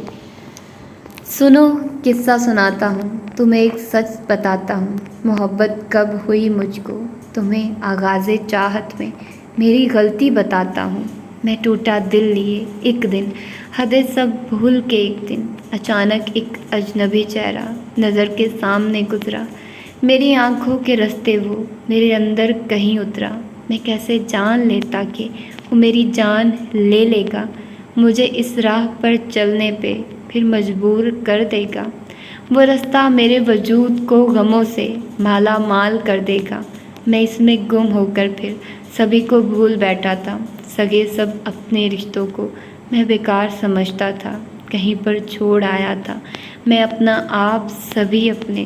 फिर कुछ इस तरह पलटा वो, मुझे वो पल न भूलेगा जहाँ पर जान निकली थी, मोहब्बत टूट के बिखरी थी। वो रास्ते खो गए जैसे दिन खुशियों के सारे, सभी सब सो गए जैसे। बतलाया ज़िंदगी क्या है, मेरी तकमील की उसने मोहब्बत सिखा के वो समझाने लगी मुझको। ये गलती मत कभी करना, मोहब्बत दर्द है दिल का, तो पगले तुम नहीं करना। काश उसको बदला आए कोई, मोहब्बत के सभी चेहरे, खुशी के गम के सभी लम्हे उसी के नाम पे करके ये गलती कर चुका हूँ मैं, निकलना अब नहीं मुमकिन, मोहब्बत कर चुका हूँ मैं, कब का मर चुका हूँ मैं। वो क्लास लेने के बाद गेट की तरफ बढ़ रही थी। आज उसका एकेडमी में टेस्ट था। वो जल्द से जल्द वहाँ पहुँचना चाहती थी जब उसे अपने नाम की पुकार सुनाई दी। मिस उम्मे खानम। वो रुकी थी। जी। वो पलटी। सामने प्रिंसिपल के ऑफिस के बाहर बैठने वाला चपरासी था। आपको मैडम ने अपने ऑफिस में बुलाया है। वो उसे पैगाम देकर जा चुका था जबकि खानम के दिल की धड़कन तेज़ हुई थी। इन 20 दिनों में ये पहला मौका था जब उसे ऑफिस में बुलवाया गया था। अल्लाह खैर करे। वो मरे मरे कदमों से ऑफिस की तरफ बढ़ गई थी। आपने किससे पूछकर मिस्टर जबील को यहाँ बुलाया था, वो भी कंप्लेन करने के लिए? प्रिंसिपल साहिबा के लहजे में सख्ती थी। वो तो धक से रह गई थी। जी वो क्लास में मिस्टर रोहान। तो आप मुझे बताती मिस उम्मे खानम, क्या आपको इतना नहीं पता कि घर कॉल करने से पहले मसले को इदारे के सरबराह से डिस्कस किया जाता है? मैडम ने उसकी बात काटी। शायद आप उन्हें जानती नहीं है कि आपने सैयद जबील को यहाँ बुलवाया था। आपको उनके ख़ानदान का अंदाज़ा नहीं है शायद। वो बेबसी से उंगलियां मरोड़ रही थी। हलक में जैसे आंसुओं का गोला अटक गया था। उसे वाकई आरजी के बारे में कुछ पता नहीं था। कॉलेज में मेल स्टाफ होने की वजह से वो अपना फारिग वक्त लेडीज़ रूम में गुजारती थी। उसकी किसी टीचर के साथ भी इतनी दोस्ती नहीं थी कि वो अपने मसले को किसी से डिस्कस करती। वो स्टाफ रूम में कम जाती थी। अगर वो जाती तो शायद उसे आरजे का भी पता होता। आइंदा ये गलती ना हो मिस उम्मे खानम। मिस्टर जबील के कहने पर मैं आपको माफ़ कर रही हूँ। अब जाइए और अपना काम बेहतर बनाइए। वो खामोशी से उठ आई थी। उसे अब समझ आ रहा था कि उसे पहले मैडम से बात करनी चाहिए थी, लेकिन एक औरत अपनी इज्जत नफ्स पर समझौता नहीं करती। रोहान ने पूरी क्लास के सामने 2 बार उसे बेइज्जत किया था। जब उसे कुछ समझ ना आया तो उसने उसके घर फ़ोन कर दिया था। वो शख्स उसके आंसुओं का सबब बनता जा रहा था। वो मरे मरे कदमों से गेट से बाहर निकल आई थी। उसे अब अंदाज़ा हो रहा था कि प्राइवेट अदारों में मुलाजमत करना इतना भी आसान नहीं था। वहाँ जाने से पहले इंसान को अपनी इज्जत नफ्स खुद ख़त्म कर देनी चाहिए। आरजे आज फिर नहीं आया था और उसे यकीन था इतनी आसानी से वो उसे माफ़ नहीं करने वाला था। रक्स अल्फाज कर रहे हैं या मेरे आंसू, मदारे यार मैं हूँ या मकामे इश्क में। वो शख्स उसके आंसुओं का सबब बनता जा रहा था। उससे आरजे आज फिर नहीं आया था और उसे यकीन था इतनी आसानी से वो उसे माफ़ नहीं करने वाला था। जाने क्यों उसे महसूस हो रहा था कि उसने बहुत बड़ी गलती कर दी है, ये मुलाजमत करके या फिर रोहान जबील के सिलसिले में हशाम जबील से मिलकर। जो प्रिंसिपल ने उससे कहा वो गलत नहीं था, वो वाकई उसकी गलती थी, लेकिन वो क्या करती। वो रोहान जबील उसके गले की हड्डी बन गया था। क्लास में नहीं आता तो सुकून होता था और जब आ जाता तो दिमाग ख़राब कर देता था। उसने हाथ के इशारे से रिक्शा रोका और फिर चादर को अच्छे तरीके से लपेटते हुए वो अंदर बैठ गई थी। उसे मजबूत बनना था, लेकिन क्या सच में रोहान जबील के होते हुए वो वहाँ रह सकती थी? ये वो खुद भी नहीं जानती थी। देखो तुम आज के बाद मिस उम्मे खानम को तंग नहीं करोगे, एयरपोर्ट के बाहर खड़े हशाम ने रोहान से कहा। अगर किया तो? वो गाड़ी की चाबी को उंगली पर घुमाते हुए बोला था। च्युइंगम चबाते वो हमेशा की तरह बेनियाज नज़र आ रहा था। देखो आरजे, ये अच्छी बात नहीं है। देखो शामू काका, तुम जाते वक्त अपना मूड ख़राब मत करो। ये मेरी ज़िंदगी है और इस खानम को मैं खुद देख लूँगा। वो हशाम की बात काट चुका था। चेहरे पर बेजारी सी फैली थी। शर्म करो यार, वो टीचर है तुम्हारी। और हशाम की बात पर उसका कहका बुलंद हुआ था। वैसे ना बड़ा दिलचस्प मामला है। एक तो वो है मुझसे छोटी और ऊपर से उसे आता कुछ नहीं। उसे जलील करने का मज़ा अलग है। वो अपनी तमाम तर खबासत के साथ एक आँख दबाते हुए कह रहा था। एयरपोर्ट पे लोगों का हजूम था। लोग आ जा रहे थे। हशाम का जाने को दिल नहीं कर रहा था इस बार। जाने क्या चीज़ उसे रोक रही थी। वो कुछ भी कर लेता मगर आरजे को कभी नहीं समझा सकता था। क्या तुम हमेशा ऐसे ही रहोगे? अजीब से लहजे में सवाल किया गया था। कैसा शामू काका? रोहान हंसा। इतने बेजार, इतने गुमराह, इतने। आरजे कभी नहीं बदलने वाला। मुझे ब्रोमाइड्स बनकर जीने में कोई दिलचस्पी नहीं है। ये दुनिया ख़त्म भी हो जाए ना आरजे को, तुम ऐसा ही पाओगे। वो पुरएतमाद लहजे में कह रहा था। आंखों में अजीब सी चमक थी। ओके, अपना ख्याल रखना, शाम ने उसे गले लगाते हुए कहा। ओके शामू काका, अब इतने जज्बाती होने की ज़रूरत नहीं है। मुझे सब पता है, वहाँ जाकर तुम्हें कुछ याद नहीं रहता। वो शरारत से कह रहा था। बकवास बंद करो, हशाम ने उसे डपटा।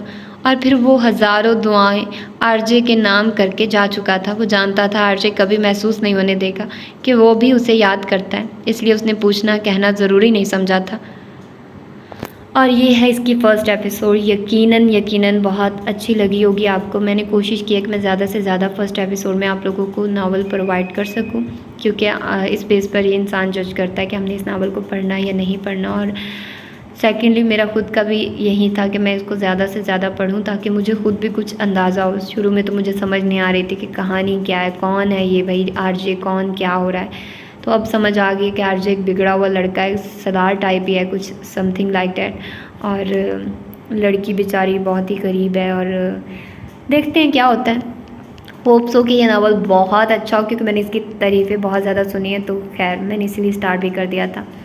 तो फिर ठीक है, मिलते हैं इसके सेकंड पार्ट में। अपना ढेर सारा ख्याल रखिएगा। अल्लाह हाफिज़।